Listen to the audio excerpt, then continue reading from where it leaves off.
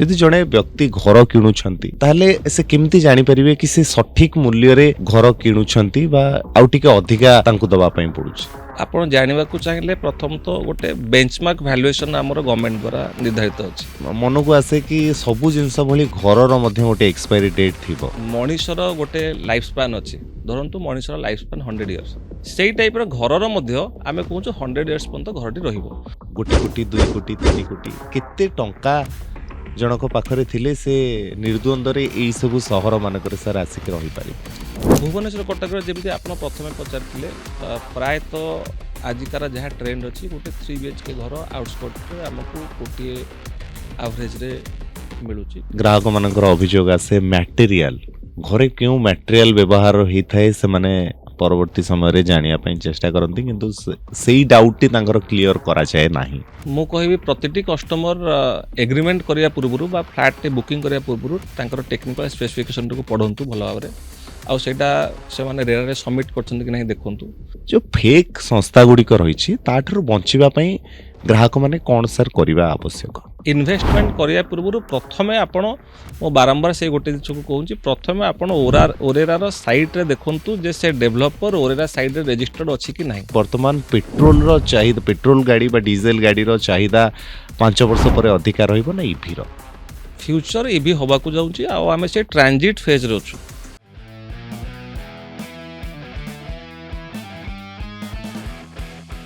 ଘର ଏବଂ ଗାଡ଼ି এই দুইটি জিনিস কিଣିବା ସମୟରେ ଜଣେ ଗ୍ରାହକ ବିଶେଷ ଭାବରେ ସଚେତନତା ଅବଲମ୍ବନ କରିଥାନ୍ତି, ବିଭିନ୍ନ ଦିଗକୁ ନେଇ ଯାଞ୍ଚ କରିଥାନ୍ତି, କିନ୍ତୁ ସେ ଭିତରେ ମଧ୍ୟ ଟିକିଏ ଭୁଲ ପାଇଁ ଗୋଟିଏ ଗୋଟିଏ ସ୍ୱପ୍ନର ପ୍ରୋଜେକ୍ଟ ବା ସ୍ୱପ୍ନର ଗାଡ଼ି କିଣିବାର ସ୍ୱପ୍ନ ଅଧାରେ ରହିଯାଏ।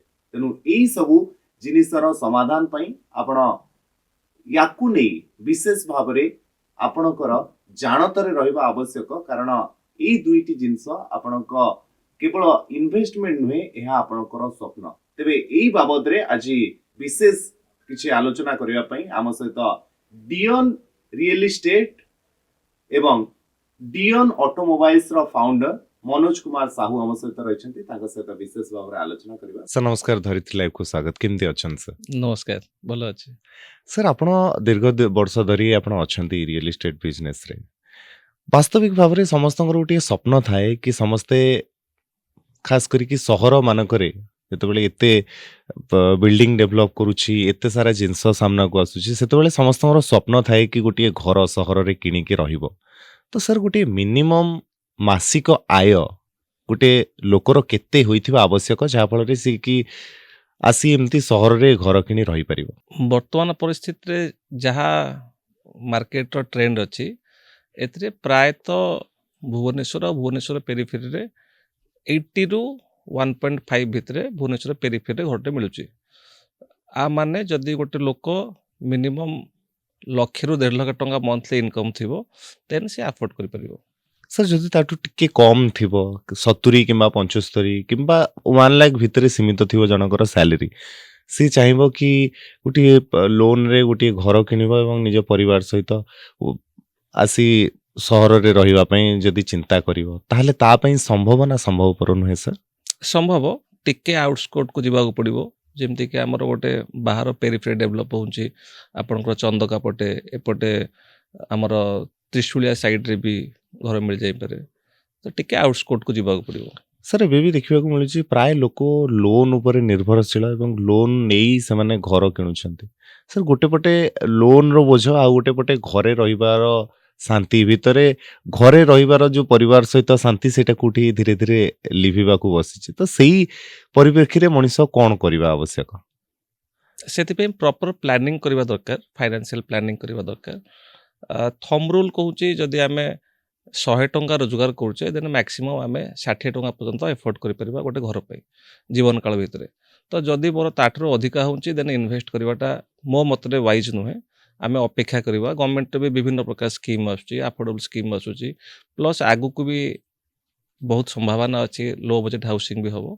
ତେଣୁକରି ଦରକାର ଠାରୁ ଅଧିକା ଇନଭେଷ୍ଟ କରିବାଟା ଭୁଲ ମୋ ମତରେ।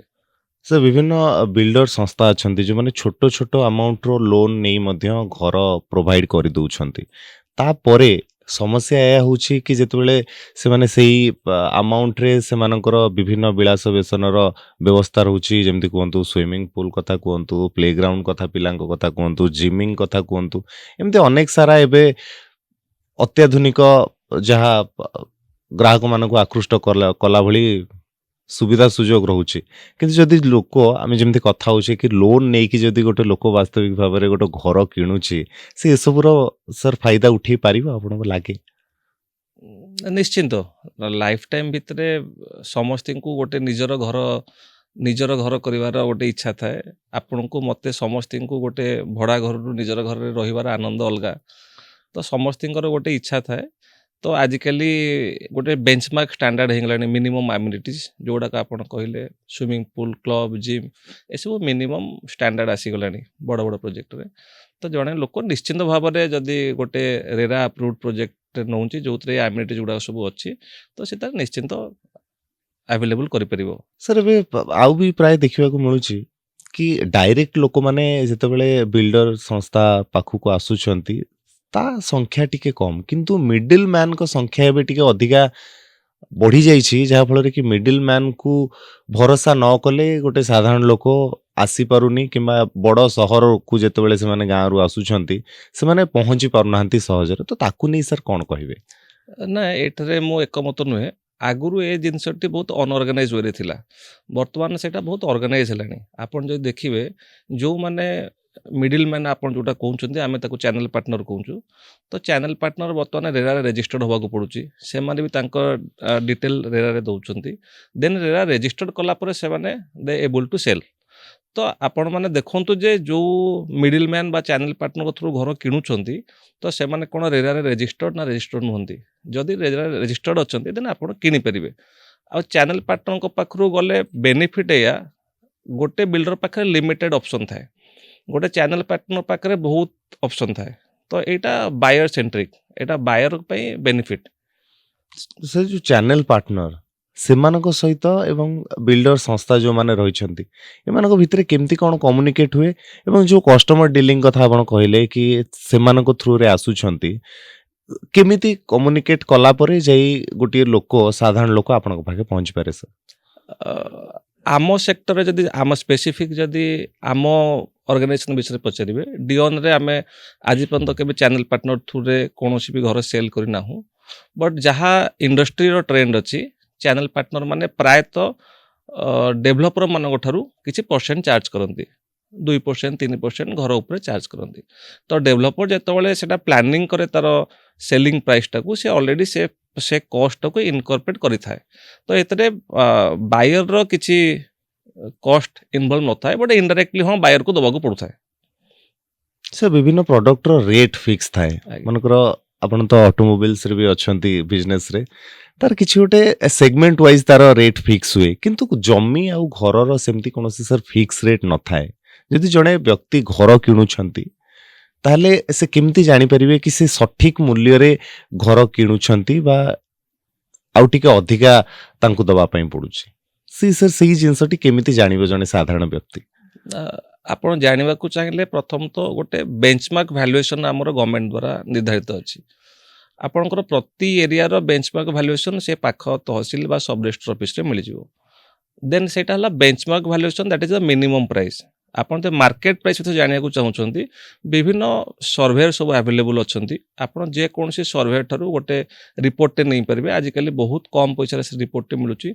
सेही पर्टिकुलर लेट से कि हमर धरंतु त्रिशूलिया मौजारे लास्ट वर्षक भितर कौ प्राइस रे सेल होती कौ प्राइस रे आजिका डेट सेल होची सेटा गोटे सर्वेयर आपन को दे नै परिबो देन तादरु आपनकर गोटे बेसिक आइडिया आसी जिवो जे सर्वेयर प्राइस आउ डेवलपर आस्किंग प्राइस भितर कोन विशेष तफात अछि कि जदि विशेष तफात नै देन आपन सेटा को धरि परिबे जे एटा मार्केट प्राइस आ बेंचमार्क प्राइस तो ऑलरेडी आपन पाखरे अवेलेबल अछि सब रजिस्टर ऑफिस रे सर या विषय रे जतबेले आसंती लोक माने क्वेरी करिवा पई जतबेले घर किनिवा पई आसंती सेतेबेले सर से मानको डाउट क्लियरेंस पई कोन कोन व्यवस्था रही छी आपनको संस्था तरफरु जेमति कि धरनियंतु कि तांको किछि गोटे कैटलॉग दबा किमा तांको नै जागा बुले आनिबा बा जागा विषय रे किछि कहिबा सेमति किछि सर कोन करले हमर कस्टमर ट्रस्ट पई कोन करंती सर ନାଇଁ କଷ୍ଟମରକୁ ଯେତେବେଳେ ଆମେ ଗୋଟେ ପ୍ରାଇସ୍ଟେ ଅଫର୍ କରୁ ସେତେବେଳେ ତା ସହିତ ଯେଉଁ କଷ୍ଟମରର ଡାଉଟ୍ ଥାଏ ବା ଯଦି କଷ୍ଟମରକୁ ଆମେ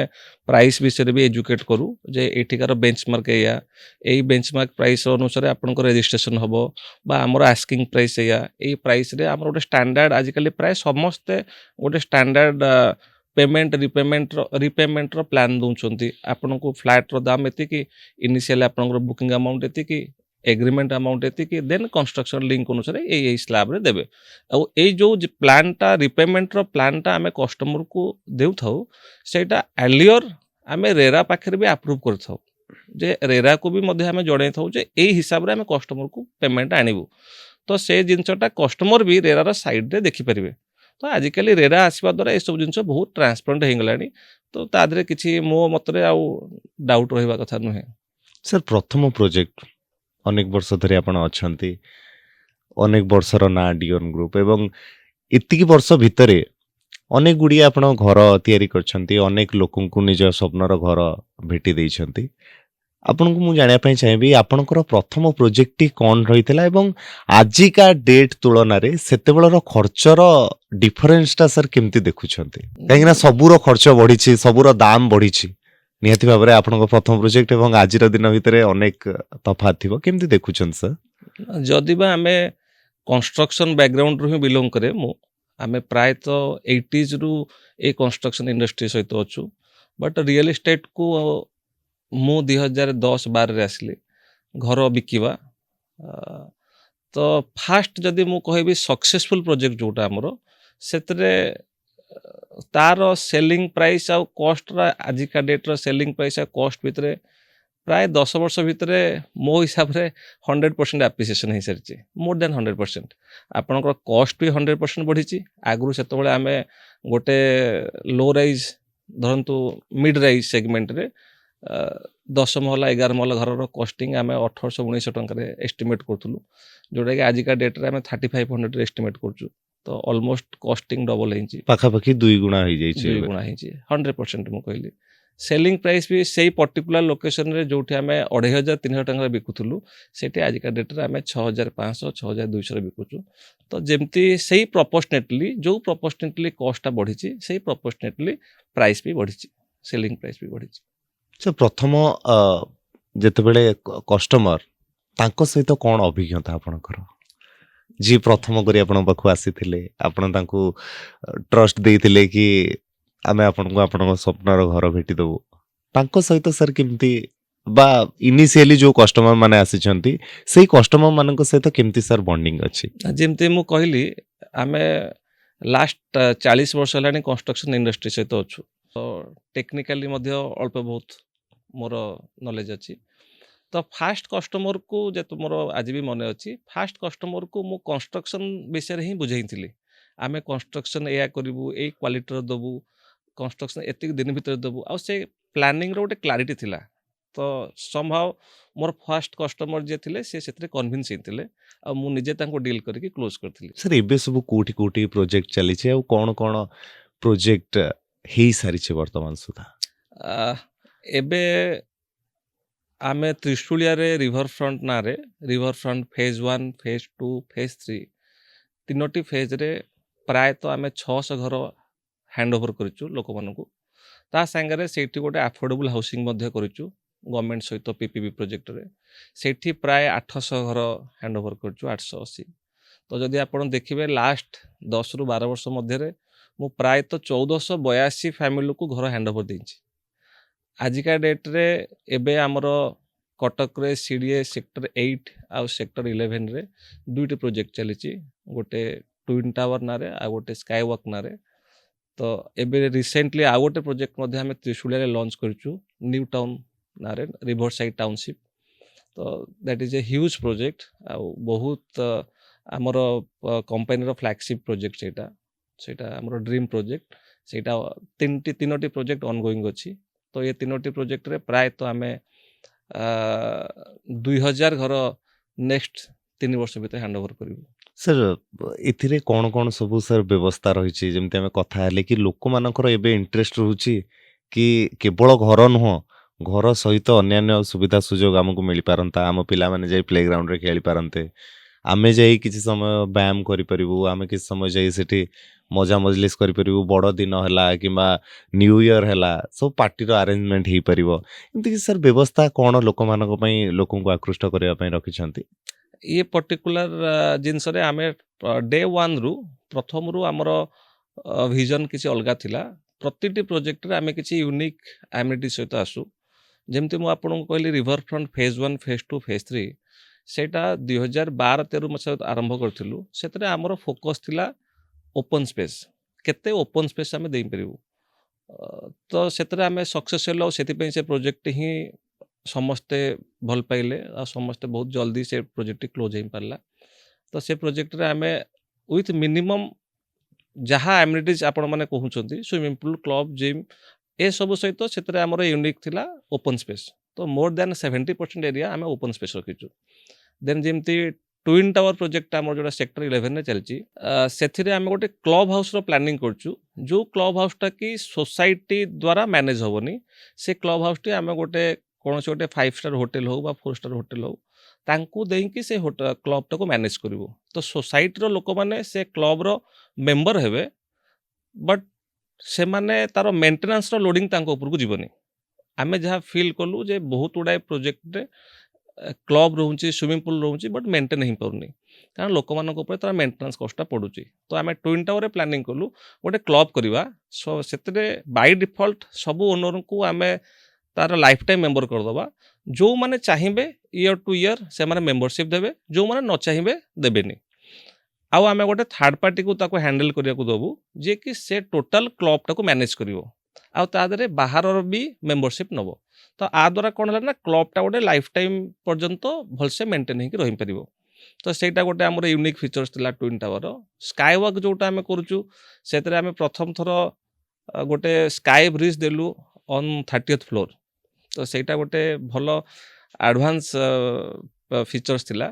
ତ ସେଇଟା ଗୋଟେ ଲୋକ ଯେହେତୁ ଆମର ଗୋଟେ ରିଭର ଫ୍ରଣ୍ଟ ପ୍ରୋଜେକ୍ଟ, ମୋଷ୍ଟଲି ସବୁଗୁଡ଼ାକ ପ୍ରୋଜେକ୍ଟ ଆମର ରିଭର ଫ୍ରଣ୍ଟ ପ୍ରୋଜେକ୍ଟ।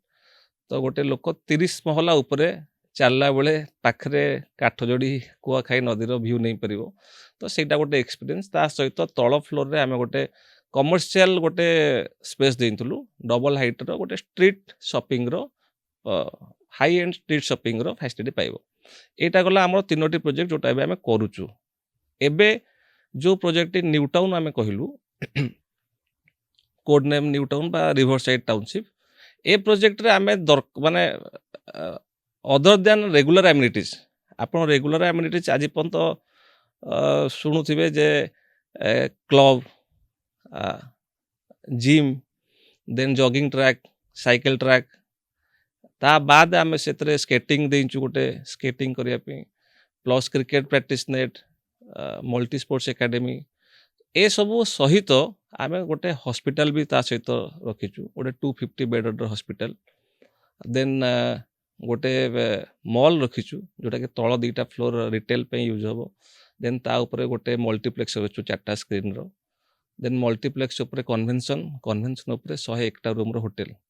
ତ ଇଟ୍ସ ଏ ଇଣ୍ଟିଗ୍ରେଟେଡ୍ ଟାଉନସିପ୍। ଆମେ ଏ ପ୍ରୋଜେକ୍ଟଟି ଗୋଟେ ୟୁନିକ୍ ପ୍ରୋଜେକ୍ଟ ଯେଉଁଥିରେ କି ଟୋଟାଲ 12 ଏକର ଲ୍ୟାଣ୍ଡରେ 8 ଏକର ଆମେ ରେସିଡେନ୍ସିଆଲ ପାଇଁ ଡେଡିକେଟ୍ କରୁଛୁ ୱିଥ୍ ଅଲ୍ ଆମିନିଟିଜ୍। ଦେନ୍ 4 ଏକରରେ ଆମେ ଏ 2ଟା ଫିଚର୍ସ ଦେଉଛୁ ଯେଉଁଟାକି ହସ୍ପିଟାଲ ଆଣ୍ଡ ଗୋଟେ ମଲ୍। ତ ଆପଣଙ୍କୁ ଟାଉନରୁ ବାହାରେ ଗୋଟେ ଆପଣ ମିନି ଟାଉନ ପାଉଛନ୍ତି, ଯେଉଁଠିକି ଆଉ କିଛି ଯିବା ପାଇଁ ଦରକାର ନାହିଁ। ଆପଣ ଗୋଟେ A to Z ଯାହା ଆପଣ ଆମିନିଟିଜ୍ ଭାବିପାରିବେ ସବୁ ଆମିନିଟିଜ୍ ତା ଭିତରେ ଆମେ ରଖିଛୁ। ସେଠି ଏଇ ସବୁ ଜିନିଷ ଗୁଡ଼ିକ ମାନେ କେବଳ ସେଠି ଯୋଉମାନେ ରହୁଥିବେ ସେମାନଙ୍କ ପାଇଁ ଉପଲବ୍ଧ ନା ବାହାରୁ ଲୋକମାନେ ମଧ୍ୟ ଯାଇପାରିବେ? ଯେହେତୁ ଆପଣ କହୁଛନ୍ତି ଗୋଟେ ଛୋଟିଆ ଆଉ ଗୋଟିଏ ସହରର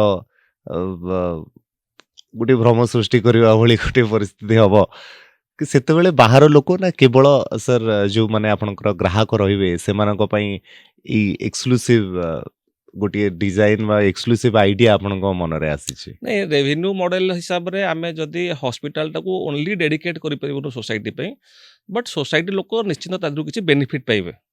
ସୋସାଇଟି ପାଇଁ ତା ପାଇଁ ପ୍ରାୟୋରିଟି ଦିଆଯିବ, ବଟ୍ ତା ସାଙ୍ଗରେ ବାହାର ଲୋକମାନେ ବି ଆସିପାରିବେ। ଅବଭିୟସଲି ବାହାର ଲୋକ ନ ଆସିଲେ ଆମ ରେଭିନ୍ୟୁ ମଡେଲଟା ସକ୍ସେସ୍ ହେବନି, because it's a 250 bedded hospital. 250 bedded hospital ମତଲବ ବହୁତ ବଡ଼ ହସ୍ପିଟାଲ।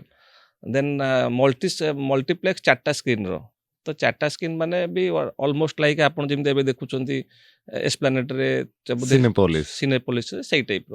ତ ବାହାର ଲୋକଙ୍କ ପାଇଁ ହିଁ ରହିବ, ବଟ୍ ଆମର ସୋସାଇଟିରେ ଯେଉଁ ଲୋକମାନେ ରହିବେ ସେମାନେ ତାଙ୍କ ଟିକେ ପାଇଁ ବେଶୀ କିଛି ଏକ୍ସଟ୍ରା ବେନିଫିଟେଡ୍ ହେବେ। ପ୍ରିଭିଲେଜ୍ ମିଳିବେ, ଆଜ୍ଞା ପ୍ରିଭିଲେଜ୍ ମିଳିବ। ଆଉ ସେମାନେ ତାଙ୍କର ଘର ପାହାନ୍ତାରେ ପାଇବେ, ଘରୁ ଓହ୍ଲେଇଲେ ମଲ୍ ଦେଖିଲେ, ଆଜ୍ଞା କୌଣସି ଟ୍ରାଫିକରେ ଯିବାକୁ ଦରକାର ନାହିଁ। ଦେହ ଖରାପ ଅଛି, ହସ୍ପିଟାଲ ପାଖରେ ଅଛି, ତ ଆପଣଙ୍କୁ କିଛି ଓରି କରିବାର ଆବଶ୍ୟକତା ନାହିଁ। ଘରର ଜଷ୍ଟ ବିଲ୍ଡିଂ ଗୋଟିଏ ସାଇଡ୍ଟା କ୍ୟାମ୍ପସ ଭିତରେ ସେ ସବୁ କିଛି ଗୋଟିଏ କ୍ୟାମ୍ପସ୍ ପାଇପାରିବେ। ଭିତରେ ସବୁ, ଆଲଙ୍ଗ ୱିଥ୍ ଅଦର ଆମ୍ୟୁନିଟିଜ୍। ଅଦର ଆମ୍ୟୁନିଟିଜ୍ରେ ବି ଆମେ କୌଣସି ପ୍ରକାର କମି ରଖିନୁ। ଯେମିତି ଆପଣ ରେଗୁଲାର ଆମ୍ୟୁନିଟିଜ୍ କହିଲେ, ତା ସାଙ୍ଗରେ ଆଡ଼ିସନ୍ ଆମେ ଗୋଟେ ସ୍କେଟିଂର କରିଛୁ, ସ୍କେଟିଂ ୟାର୍ଡ ଗୋଟେ କରିଛୁ, ପ୍ଲସ୍ ନୂଆ ନୂଆ କିଛି ଆମ୍ୟୁନିଟିଜ୍ ଦେଇଛୁ। ଯେମିତି ଆମେ ରିଭର ଫ୍ରଣ୍ଟ ଗୋଟେ ଲନ୍ ଏକ୍ସଟ୍ରା ଦେଇଛୁ, ସନଡେକ୍ ଦେଇଛୁ, ପାରାଗୋଲା ସିଟିଂ ଦେଇଛୁ, ବହୁତ ଗୁଡ଼ାଏ ଆମ୍ୟୁନିଟିଜ୍ ଯେଉଁଟାକି ନୂଆ ଆମ୍ୟୁନିଟିଜ୍ ଏଥର ଇଣ୍ଟ୍ରୋଡ୍ୟୁସ୍ କରୁଛୁ। ଯେହେତୁ ଆମ ସେ ପ୍ରୋଜେକ୍ଟଟି କାଠଯୋଡ଼ି ରିଭର ଫ୍ରଣ୍ଟର ଉପରେ ଅଛି, ତ ତା ପାଇଁ ଗୋଟେ ଭ୍ୟୁଇଂ ଡେକ୍ ଦେଇଛୁ। ଗୋଟେ ଲୋକ ଉପରୁ ରିଭର ଫ୍ରଣ୍ଟକୁ ବି ଦେଖିପାରିବ, ରିଭର ଡେଭଲପମେଣ୍ଟ ବି ଦେଖିପାରିବ। ତ ଏସବୁ ଜିନିଷ ଗୁଡ଼ାକ ରହିଛି। ସାର୍ ଘର କଥା ଯଦି ଆମେ ଯେତେବେଳେ ଚିନ୍ତା କରୁ ସେତେବେଳେ ମନକୁ ଆସେ କି ସବୁ ଜିନିଷ ଭଳି ଘରର ମଧ୍ୟ ଗୋଟେ ଏକ୍ସପାୟରି ଡେଟ୍ ଥିବ। ଯେତେବେଳେ ଆପଣ ଜଣକୁ ଘର ହ୍ୟାଣ୍ଡ ଓଭର କରନ୍ତି ସେତେବେଳେ ସେମାନେ କ୍ୱେଶ୍ଚିନ୍ କରନ୍ତି କି ଏଇଟା କେତେ ବର୍ଷ ପରେ ମୋତେ ପୁଣି ଥରେ ମେଣ୍ଟେନାନ୍ସ କରିବା ପାଇଁ ପଡ଼ିବ, ବା କେତେ ବର୍ଷ ଗଲେ ମୁଁ ଏଥିରେ ଟିକେ ଖର୍ଚ୍ଚ କରିବା ପାଇଁ ପଡ଼ିବ ଯାହାପରେ ମୁଁ କିଣିଥିବା ଘର ସୁରକ୍ଷିତ ରହିପାରିବ। ସାର୍ ସେମିତି କିଛି ଏକ୍ସପାୟରି ଡେଟ୍ ସତରେ ଘରର ଅଛି? ଯେମିତି ଆପଣ ମଣିଷର ଗୋଟେ ଲାଇଫ୍ ସ୍ପାନ୍ ଅଛି। ଧରନ୍ତୁ ମଣିଷର ଲାଇଫ୍ ସ୍ପାନ୍ 100 ଇୟର୍ସ, ଆମେ ଧରିବା ଆଜିକାଲି 100 ଇୟର୍ସ। ବଟ୍ କିଛି ଲୋକ 40 ଇୟର୍ସ ବି ଏକ୍ସପାୟାର କରିଯାଉଛନ୍ତି, କିଛି ଲୋକ 100 ଇୟର୍ସ ପର୍ଯ୍ୟନ୍ତ ରହୁଛନ୍ତି। ତ ତା ପାଇଁ ଆପଣଙ୍କୁ ପ୍ରପର୍ ବଡ଼ିର ମେଣ୍ଟେନାନ୍ସ ନେବାକୁ ପଡ଼ୁଛି। ଆପଣ ସକାଳେ ଏକ୍ସରସାଇଜ କରୁଛନ୍ତି, ଦରକାର ବେଳେ ମେଡ଼ିସିନ ନେଉଛନ୍ତି, ଦେନ୍ ଆପଣ 100 ଇୟର୍ସ ପର୍ଯ୍ୟନ୍ତ ଭିଜିବଲ୍ ଅଛି ଯେ ଆପଣ ବଞ୍ଚିବେ। ସେଇ ଟାଇପ୍ର ଘରର ମଧ୍ୟ ଆମେ କହୁଛୁ 100 ଇୟର୍ସ ପର୍ଯ୍ୟନ୍ତ ଘରଟି ରହିବ। ବଟ୍ ତାକୁ ଆପଣ ରେଗୁଲାର ୱେରେ ମେଣ୍ଟେନ୍ କରିବା ଦରକାର। ଯଦି ଘରର ଗୋଟେ ମେଣ୍ଟେନାନ୍ସଟା ପ୍ରପରଲି ନ ହେବ, ଘର ଅଛି ମାନେ ନିଶ୍ଚିନ୍ତ ମେଣ୍ଟେନାନ୍ସ ମାଗିବ, ଆପଣ ତାକୁ ଆଭଏଡ଼ କରିପାରିବେ ନାହିଁ। ଛୋଟ ଛୋଟ ଗୋଟେ ଆପଣଙ୍କୁ ଏକ୍ଜାମ୍ପଲ୍ ଦେବି। ଘରେ ୟୁଜୁଆଲି ଆପାର୍ଟମେଣ୍ଟରେ ଆମେ ଟପ୍ ଫ୍ଲୋରରେ ବା କେଉଁଠି ଗୋଟେ ଶ୍ରିଙ୍କେଜ୍ କ୍ରାକ୍ ଦେଖୁ। କ୍ରାକ୍ଟା ଯଦି ଆମେ ଅନଆଟେଣ୍ଡ କରି ଛାଡ଼ିଦେଲୁ, ଦେନ୍ ସେ ପଛରେ ଷ୍ଟ୍ରକ୍ଚରକୁ ଆଫେକ୍ଟ କରିବ। ଯଦି ଆମେ କ୍ରାକ୍ଟାକୁ ଇମିଡ଼ିଏଟଲି ଆମେ ରିପେୟାର କରିଦେଲୁ, ଦେନ୍ ରିପେୟାର ହେଇଗଲା, ମେଣ୍ଟେନ୍ ହେଲା। ତ ଯଦି ପ୍ରତି 5-7 ବର୍ଷରେ ଆମେ ଗୋଟେ ୱେଦର କୋଟ୍ କଲର୍ କରୁଥିବା, ଦେନ୍ ପ୍ଲାଷ୍ଟର ପ୍ରୋଟେକ୍ଟେଡ୍ ହେଇକି ରହିଲା, ପ୍ରୋବ୍ଲେମ୍ କିଛି ହେଲାନି। ଯଦି ଆମେ ଗୋଟେ ଘରଟାକୁ ଆଦୌ 20-30 ବର୍ଷ ପର୍ଯ୍ୟନ୍ତ କଲର୍ କରିବାନି, ବାହାର ଆଉଟସାଇଡ୍ କଲର୍ କରିବାନି, ଖରାପ ହେଇଯିବ। ତ ମେଣ୍ଟେନ୍ ଯଦି ଆମେ ଟାଇମ୍ ଯାହା ଷ୍ଟାଣ୍ଡାର୍ଡ଼ ଅଛି ସେ ଷ୍ଟାଣ୍ଡାର୍ଡ଼ ଅନୁସାରେ ଯଦି ଆମେ ମେଣ୍ଟେନାନ୍ସ କରିବା, ଦେନ୍ ଡେଫିନେଟଲି ଗୋଟେ ଘର 100 ଇୟର୍ସ ପର୍ଯ୍ୟନ୍ତ ଯିବ, ଆଦେହରେ କୌଣସି ଡାଉଟ୍ ନାହିଁ। ସେଇଟା ନିଜେ କରି କଷ୍ଟମର ନିଜେ କିଣିବା ପରେ ତା ପ୍ରତି ବିଶେଷ ଭାବରେ ଧ୍ୟାନ ଦେବା ଆବଶ୍ୟକତା ରହିଛି। ଆମେ ତ ସବୁଗୁଡ଼ାକ ପ୍ରୋଜେକ୍ଟ ଯାହା ଆଜି ପର୍ଯ୍ୟନ୍ତ ହ୍ୟାଣ୍ଡ ଓଭର ଦେଇଛୁ, ସବୁଗୁଡ଼ାକ ପ୍ରୋଜେକ୍ଟର ମେଣ୍ଟେନାନ୍ସ ମଧ୍ୟ ଆମେ ନିଜେ କରୁ। ତ କଷ୍ଟ ହୁଏ, ତା ଦେହରୁ କିଛି ବିଶେଷ କିଛି ଆମର ଲାଭ ହୁଏନି। ବଟ୍ ଆଜ୍ ଏ ଡେଭଲପର ଆମେ ଏଟାକୁ ପ୍ରମୋଟ୍ କରୁ ଯେ ଖାଲି ଘରଟା ବିକି ଦେବାଟା ଆପଣଙ୍କର ଏଣ୍ଡ ନୁହେଁ, ତା ସହିତ ଆପଣଙ୍କୁ ପ୍ରପରଲି ଗୋଟେ ଇକୋସିଷ୍ଟମଟା ଡେଭଲପ୍ କରିବା ଦରକାର। ଲୋକମାନେ 8-10 ବର୍ଷ ପର୍ଯ୍ୟନ୍ତ ଭଲରେ ରହିବା, ସେଇଟା ଆମର ଅବଜେକ୍ଟିଭ୍। ଯଦି ଗୋଟେ 10-15 ଇୟର୍ସ ପର୍ଯ୍ୟନ୍ତ ଗୋଟେ ଲୋକମାନେ ଆରାମସେ ରହିପାରିଲେ ଆଉ ତାଙ୍କର ସବୁ ପ୍ରୋବ୍ଲେମକୁ ଆଡ୍ରେସ୍ କରିହେଲା, ଦେନ୍ ଆମର ଇନିସିଆଲ ଅବଜେକ୍ଟିଭଟା ଫୁଲଫିଲ୍ ହେଲା, ଯେଉଁଟାକି ଆମେ ଘର ବନାଉଛୁ। ତ ସେଥିପାଇଁ ପ୍ରତିଟି ପ୍ରୋଜେକ୍ଟର ଆମେ ମେଣ୍ଟେନାନ୍ସ ନିଜେ କରୁ। ଗୋଟେ ମିନିମଲ୍ ଚାର୍ଜେସ୍ କଷ୍ଟମର ମାନେ ମେଣ୍ଟେନାନ୍ସ ବାବଦରେ ଦିଅନ୍ତି, ସେଇ ହେଡ଼୍ରେ ଆମେ ତାକୁ ରଖୁ। ସାର୍ ବିଭିନ୍ନ ସମୟରେ ଅଭିଯୋଗ ମଧ୍ୟ ଆସେ କି ବିଲ୍ଡର ସଂସ୍ଥାମାନେ ଟଙ୍କା ନିଅନ୍ତି ଏବଂ ଯେଉଁ ସମୟର ଗୋଟିଏ ପରିସୀମା ଥାଏ କି ଏତିକି ସମୟ ଭିତରେ ଆମେ ଆପଣଙ୍କ ଘର ହ୍ୟାଣ୍ଡ ଓଭର କରିବୁ, ଠିକ୍ ସେଇ ସମୟରେ ହେଇପାରେନି। ସାର୍ ସେଇ ସମୟ ଡିଲେ ପଛରେ କ'ଣ କାରଣ ହେଇଥାଇପାରେ ବୋଲି ଭାବୁଛନ୍ତି? ଏସବୁ ପ୍ରୋବ୍ଲେମ୍ ଆଗରୁ ବହୁତ ହେଉଥିଲା, ବଟ୍ ଏବେ ରେରା ଆସିବା ଦ୍ୱାରା ବହୁତ ଗୁଡ଼ାଏ ଜିନିଷ ମନିଟର ହେଇପାରୁଛି। ରେରାରେ ଗୋଟେ ଟାଇମ୍ ଲାଇନ୍ ଆମେ ପ୍ରଥମରୁ ଆପ୍ରୁଭ୍ କରୁଛୁ ଯେ ଏ ପ୍ରୋଜେକ୍ଟକୁ ଏତିକି ବର୍ଷ ଭିତରେ ଆମେ କମ୍ପ୍ଲିଟ୍ କରିବୁ। ତ ଯଦି କୌଣସି କାରଣରୁ ପ୍ରୋଜେକ୍ଟଟି ଡିଲେ ହେଉଛି, ଦେନ୍ ସେଥିରେ ଡେଭଲପରକୁ ସେଇ ଡିଲେ ପାଇଁ ପେନାଲ୍ଟି ମଧ୍ୟ ପଡ଼ୁଛି, ଆଉ ପେନାଲ୍ଟିର ଆମାଉଣ୍ଟ ବହୁତ ବଡ଼। ତ କୌଣସି ଡେଭଲପର ଯେ ଲଙ୍ଗ ଟର୍ମ ବିଜନେସରେ ରହିବା ପାଇଁ ଚାହୁଁଛି, ସେ କେବେ ବି ଏ ଟାଇପ୍ର ପ୍ରାକ୍ଟିସ୍ କରିବେନି। ଯଦି କିଛି ଦୁର୍ଘଟଣା ହେଲା, କିଛି ଅନସିଡ୍ୟୁଲ୍ ଜିନିଷ ଆସିଲା, ଯେମିତି ଆମର କୋଭିଡ଼ ଆସିଲା, ହଠାତ୍ କିନା ଲେବର ସମସ୍ତେ ପଳେଇଲେ, ତ ତା ପାଇଁ କିଛି ଆମେ ଡିଲେ ହେଲା। ବଟ୍ ନହେଲେ ଆମେ ଗୋଟେ ଯାହା ଆମେ ସିଡ୍ୟୁଲ୍ କରୁ ସେ ସିଡ୍ୟୁଲ୍ ଅନୁସାରେ ଘରଟି କମ୍ପ୍ଲିଟ୍ ହେଇପାରିବ ଆଉ ସେଟାକୁ ରେରା ବର୍ତ୍ତମାନ ବହୁତ ଭଲ ଭାବରେ ମନିଟର କରୁଛି। ସେଇ ଯୋଉ ଡେଟ୍ କଷ୍ଟମର ମାନଙ୍କୁ ଦିଆଯାଇଥାଏ ବା ଏତିକି ଡେଟ୍ ଭିତରେ ଆପଣ ଆପଣଙ୍କ ଘର ପାଇପାରିବେ। ସେ ଡେଟ୍‌ଟି କେମିତି ଫିକ୍ସ ହୁଏ ସାର୍? କାହିଁକି ନା ଘର ତିଆରି ହେଇନଥାଏ ଗୋଟେ ଅନିର୍ଦ୍ଦିଷ୍ଟ କାଳ ପର୍ଯ୍ୟନ୍ତ କେତେବେଳେ କାମ ସରିବ ବି ଆପଣ ଜାଣିନଥିବେ। ସେହି ସମୟରେ ଡେଟ୍‌ଟି କେମିତି ଫିକ୍ସ ହୁଏ କି ଏତିକି ଡେଟ୍ ଭିତରେ ଆପ୍ରୋକ୍ସିମେଟଲି ଆପଣ ଆପଣଙ୍କ ଘର ପାଇଯିବେ? ଆମେ ଯେତେବେଳେ ପ୍ଲାନିଂ କରୁ ସେତେବେଳେ ଆମେ ଫାଉଣ୍ଡେସନ୍ ସପୋଜ୍ ଆମେ ଗୋଟେ ବିଲ୍ଡିଂଟେ ପ୍ଲାନିଂ କରୁଛୁ ଦେନ୍ ଆମେ ଆମର ଏକ୍ସପିରିଏନ୍ସରୁ ଆମେ ଜାଣିଛୁ ଯେ ଗୋଟେ ଫାଉଣ୍ଡେସନ୍ଟେ କରିବାକୁ ଲେଟ୍ସ ସେ 4 ମାସ ଲାଗିବ, ଗୋଟେ ସ୍ଲାବ୍ ପକେଇବାକୁ ଆମକୁ 2 ମାସ ଲାଗିବ, ଫିନିସିଂ କରିବାକୁ ଆଉ 2-3 ମାସ ଲାଗିବ। ତ ସେ ସବୁକୁ ନେଇକି ଆମେ ଗୋଟେ ଟୋଟାଲ୍ କନଷ୍ଟ୍ରକ୍ସନ୍ ପିରିୟଡ଼ ଫିକ୍ସ କରୁ ଆଉ ସେ କନଷ୍ଟ୍ରକ୍ସନ୍ ପିରିୟଡ଼ରୁ ହିଁ ଆମେ ଗୋଟେ ପ୍ଲାନ୍ ଦେଉ କମ୍ପ୍ଲିସନ୍ ଡେଟ୍। ଆଉ ଏଇଟାକୁ ଆମେ ଦେବା ପୂର୍ବରୁ 2-3 ଥର ଅଡ଼ିଟ୍ ବି କରୁ, ଯେଉଁମାନେ ଆମର ଏମ୍ପାନେଲ୍ ଇଞ୍ଜିନିୟର ଅଛନ୍ତି ସେମାନେ ବି ୟାକୁ ସାର୍ଟିଫାଇ କରନ୍ତି, ସେ ସାର୍ଟିଫାଇ ବେସିସ୍‌ରେ ଆମେ ଗୋଟେ କମ୍ପ୍ଲିସନ୍ ଡେଟ୍‌ଟେ ଦେଉ। ସାର୍ ଏବେ ପ୍ରାୟତଃ ଯଦି ଆମେ ଭୁବନେଶ୍ୱର, କଟକ ଏବଂ ପୁରୀ ଓଡ଼ିଶାର ବଡ଼ ବଡ଼ ସହର କହିବାକୁ ଗଲେ, ତ ଏଇ ସହରଗୁଡ଼ିକରେ ଗୋଟିଏ ମିନିମମ୍ ବଜେଟ୍ କେତେ? 1,00,00,000, 2,00,00,000, 3,00,00,000 କେତେ ଟଙ୍କା ଜଣକ ପାଖରେ ଥିଲେ ସେ ନିର୍ଦ୍ୱନ୍ଦରେ ଏଇ ସବୁ ସହରମାନଙ୍କରେ ସାର୍ ଆସିକି ରହିପାରିବ? ଭୁବନେଶ୍ୱର କଟକରେ ଯେମିତି ଆପଣ ପ୍ରଥମେ ପଚାରିଥିଲେ ପ୍ରାୟତଃ ଆଜିକାର ଯାହା ଟ୍ରେଣ୍ଡ ଅଛି ଗୋଟେ 3 BHK ଘର ଆଉଟସ୍କର୍ଟରେ ଆମକୁ କୋଟିଏ ଆଭରେଜରେ ମିଳୁଛି। ଭୁବନେଶ୍ୱର ଆଉ କଟକରେ ପ୍ରାୟ ଅଲମୋଷ୍ଟ ଆଉଟସ୍କର୍ଟର ପ୍ରାଇସିଂ ସେମ୍ ଅଛି। ଭୁବନେଶ୍ୱର ଭିତରେ ତ ଆମେ ତାର କିଛି ଲିମିଟ୍ ନାହିଁ, ମାନେ ସେ ପ୍ରାଇସ୍ ତ କିଣିଲା ବେଲା ବିକିଲା ବେଲା ଉପରେ ଡିପେଣ୍ଡ କରୁଛି।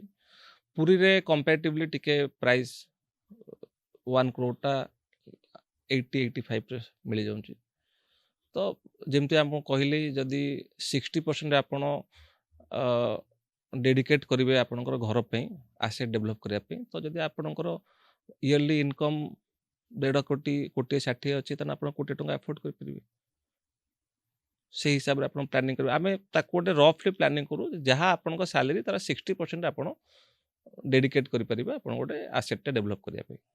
ସେ ଯେହେତୁ ଆମେ କଥା ହଉଥିଲେ କି ଯଦି ଇଏମ୍ଆଇ ସିଷ୍ଟମରେ ଯଦି ଗୋଟେ ଲୋକ କିଣୁଛି ତାହେଲେ ଲକ୍ଷେ ଭିତରେ ସାଲେରୀ ହେଲେ ଆରାମସେ କିଣିଦେଇ ପାରିବ। କିନ୍ତୁ ସାର୍ ଗୋଟେ କ୍ୱେଶ୍ଚିନ୍ ବି ସାଧାରଣ ମଣିଷ ମନରେ ଆସିବାର ଯଥେଷ୍ଟ ସମ୍ଭାବନା ଅଛି କି ସେ ତ ସାରା ଜୀବନ ସାର୍ ଲୋନ୍ ସୁଝିବାରେ ବିତେଇଦବ। ସେ ମାନେ ଆଟଲିଷ୍ଟ ଯେତିକି ସମୟ ବୁଢ଼ା ହେଇସାରିଥିବ ବା ଯେତେବେଳେ ବୟସ ପଳେଇଥିବ ସେଇ ସମୟରେ ଯାଇ ଲୋନ୍ ସୁଝି ଯାଇଥିବ।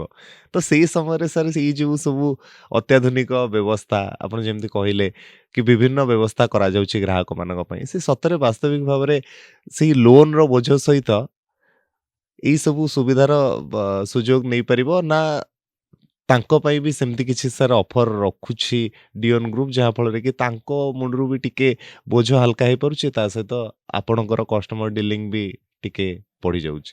ସେମିତି ଆପ କିଛି ବ୍ୟବସ୍ଥା ଅଛି ସାର୍? ଆପଣ ଯେମିତି ଭାବୁଛନ୍ତି ମୁଁ ଜିନିଷଟାକୁ ସେମିତି ରିଡ୍ କରୁନି ଯେ ଆପଣ ଏଇଟା ଗୋଟେ ବୋଝ ନୁହେଁ। ଆସେଟ୍ ଗୋଟେ ଜିନିଷ ଯିଏକି ମାନେ ଆମେ ଯେଉଁ ଫ୍ୟାମିଲିରୁ ମୁଁ ଯେଉଁ ଫ୍ୟାମିଲିରୁ ବିଲଙ୍ଗ କରେ ସେଠି ଆମକୁ ଏହା ଶିକ୍ଷା ଯାଇଛି ଯେ ଆସେଟ୍ ସବୁବେଳେ ଆପଣଙ୍କର ଦରକାର ଟାଇମ୍‌ରେ ହେଲ୍ପ କରିବ। ତ ଯେଉଁ ଘରଟିକୁ ଆପଣ 1,00,00,000 ଟଙ୍କାରେ କିଣୁଛନ୍ତି ମେ ବି ଆପଣଙ୍କ ଓଲ୍ଡ ଏଜ୍ ବେଳକୁ ସେ ଆପଣଙ୍କୁ 2 କୋଟି ଟଙ୍କା ଦେବ। ଯେମିତି ଆମେ ପ୍ରିଭିୟସଲି କଥା ହେଲେ ଯେଉଁଟା ଆମେ 3,000 ଟଙ୍କାରେ ସେଲ୍ କରୁଥିଲୁ ବର୍ତ୍ତମାନ 6,000 ଟଙ୍କାରେ ସେଲ୍ କରୁଛୁ। ମୁଁ ବି ଜାଣିଛି ମୋ କଷ୍ଟମର ଅଛନ୍ତି ଯେଉଁମାନେ 2,400 ଟଙ୍କାରେ ଘର କିଣିଥିଲେ 40 ଲକ୍ଷ ଟଙ୍କାରେ 3 BHK କିଣିଥିଲେ ବର୍ତ୍ତମାନ ସେମାନେ ରିସେଲ୍ କରୁଛନ୍ତି 1,00,00,000 ଟଙ୍କାରେ। ତା ମାନେ ତାଙ୍କରି ମୋର ଫ୍ରେଣ୍ଡ ସର୍କଲରେ ବି ଅଛନ୍ତି, ମୋ ଏଜ୍ ଗ୍ରୁପ୍‌ରେ ବି ଅଛନ୍ତି, ସେମାନେ 40 ଲକ୍ଷ ଟଙ୍କା ଲୋନ୍ ନେଇ କ୍ଲୋଜ୍ କରିଛନ୍ତି, ଏବେ 1,00,00,000 ଟଙ୍କାରେ ରିସେଲ୍ କରୁଛନ୍ତି। ତ ଦରକାରଠାରୁ ଅଧିକା ଆପ୍ରିସିଏସନ୍ ପାଇଛନ୍ତି। ତ ସେଇଟା ବୋଝ ନୁହେଁ। ଆମେ ଇନଭେଷ୍ଟମେଣ୍ଟଟାକୁ କେମିତି ପ୍ଲାନିଂ କରୁଛେ। ଆପଣ ଘରେ ପ୍ଲାନିଂ କରିପାରିବେ, ଗାଡ଼ିରେ ପ୍ଲାନିଂ କରିପାରିବେ ବା ଅନ୍ୟ କୌଣସି ଜିନିଷରେ ଏକ୍ସପେଣ୍ଡିଚର୍ ପ୍ଲାନିଂ କରିପାରିବେ। ବଟ୍ ସବୁଠୁ ଯଦି କୌଣସି ଜିନିଷ ବେଶୀ ଆପ୍ରିସିଏଟ୍ କରିବ ଦ୍ୟାଟ୍ ଇଜ୍ ଘର ଜାଗା। ଜାଗାରେ ଆମର ଟିକେ ରିସ୍କ ରହୁଛି, ସାଧାରଣ ଲୋକଙ୍କର ବୁଝିବାର ଠାରୁ ଟିକେ ଅଧିକା କନଫ୍ୟୁଜିଂ ହେଉଛି ତା ଲିଟିଗେସନ୍ ଗୁଡ଼ାକ, ସେଥିପାଇଁ ଲୋକମାନେ ଘରେ ନିର୍ଦ୍ୱନ୍ଦରେ ଇନଭେଷ୍ଟ କରିପାରିବେ ଫ୍ଲାଟ୍‌ରେ, ଯେଉଁଥିରେ କି ରେରା ଆସିବା ଦ୍ୱାରା ଆଉ ଲିଟିଗେସନ୍ ବି ସେମିତି ବିଶେଷ କିଛି ନାହିଁ। ଆପଣ ରେରା ଉପରେ ବିଶ୍ୱାସ କରିପାରିବେ ଆଉ ଯାହା ରିଟର୍ନ ଆପଣ ବହୁତ ଭଲ ପାଇବେ। ତ ଏଇଟା କେବେ ଋଣ ନୁହଁ, it is a wise investment ମୁଁ କହିବି। ଇନଭେଷ୍ଟମେଣ୍ଟ। ଆଜ୍ଞା। ତେବେ ଯଦି ସାର୍ ଜମି କଥା ଆପଣ କହିଲେ ଏବଂ ଘର କଥା, ଉଭୟ ଭିତରେ ସାର୍ କୋଉଟିର ରିସେଲିଂ ଭ୍ୟାଲ୍ୟୁ ଆଗାମୀ 10-15 ବର୍ଷ ପରେ ଅଧିକା ରହିବ, କୋଉଟା କମ୍ ରହିବ ସାର୍? ଡେଫିନେଟଲି ଅଲଦୋ ମୁଁ ଡେଭଲପର ହିସାବରେ ତ ଆମେ ଘରକୁ ପ୍ରମୋଟ କରିବା କଥା, ବଟ୍ ଲ୍ୟାଣ୍ଡର ଆପ୍ରିସିଏସନ୍ ଭାଲ୍ୟୁ ସବୁବେଳେ ଅଧିକା ଥାଏ। ଘରର ଗୋଟେ ଡେପ୍ରିସିଏସନ୍ ଆସେ, ବଟ୍ ଜାଗାର କେବେ ଡେପ୍ରିସିଏସନ୍ ଆସେନି। ତ ଲ୍ୟାଣ୍ଡ ଇନଭେଷ୍ଟମେଣ୍ଟ ଯଦି କୌଣସି ଲୋକ ତାର ସେ ଅଭିଜ୍ଞତା ଅଛି ଲ୍ୟାଣ୍ଡ ଉପରେ, ସେ ଇନଭେଷ୍ଟ କରିପାରୁଛି, then that is perfectly planned investment ବୋଲି ମୁଁ କହିବି। ଯଦି ସେମାନେ କିଛି କନଫ୍ୟୁଜ୍ ଅଛନ୍ତି ଲିଟିଗେସନକୁ ନେଇକି, କାରଣ ଯେଉଁଠି ଆପଣ ଅଧିକା ରିଟର୍ନ ପାଇବେ ସେଠି ରିସ୍କ ବି ଅଧିକା ଅଛି। ତ ଡେଫିନେଟଲି ଲ୍ୟାଣ୍ଡରେ ମୁଁ ରିଟର୍ନ ଅଧିକା ପାଇବି, ତ ରିସ୍କ ବି ସେମିତି ଅଧିକା ଅଛି। ଘରେ କମ୍ପାରେଟିଭଲି ଲ୍ୟାଣ୍ଡ କମ୍ପାରେଟିଭଲି ମୁଁ ରିଟର୍ନ କମ୍ ପାଇବି, ତ ରିସ୍କ ବି କମ୍ ଅଛି। ନିହାତି ଭାବରେ ସାର୍। ଆଜ୍ଞା।